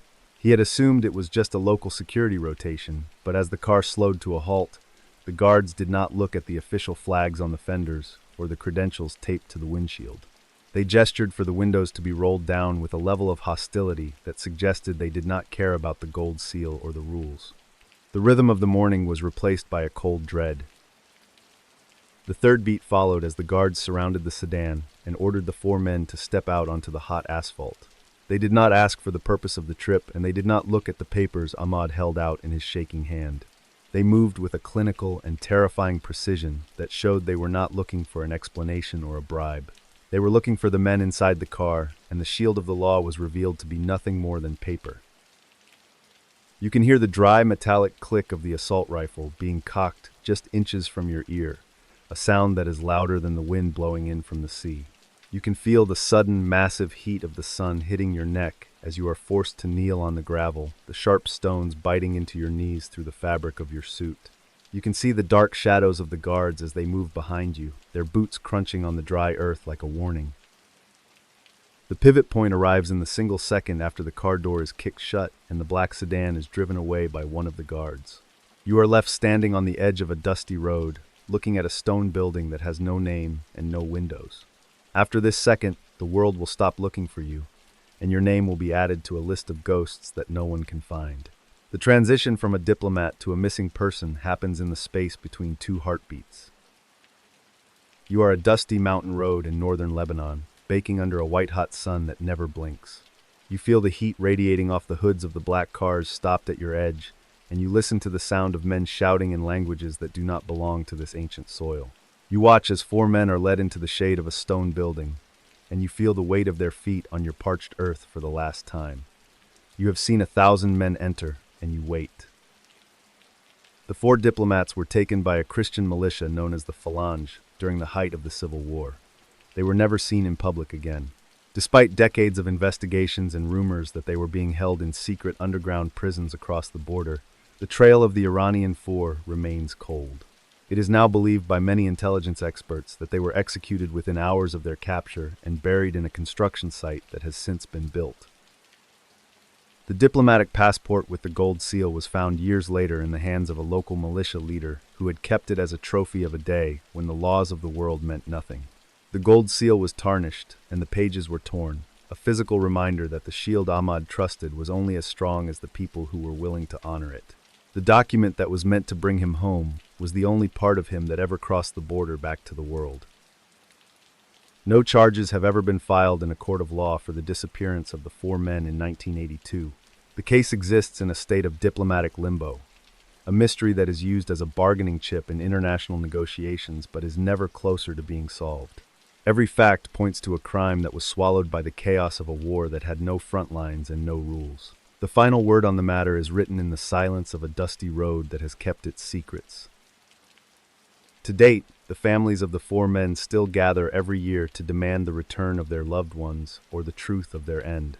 The facility where they were likely held has been demolished, and the men who stood at the checkpoint have vanished into the shadows of a new era.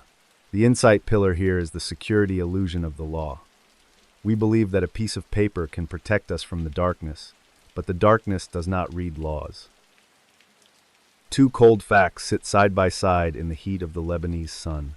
A man spent his life believing that the official seal of a nation was a barrier that no one would dare to cross for any reason.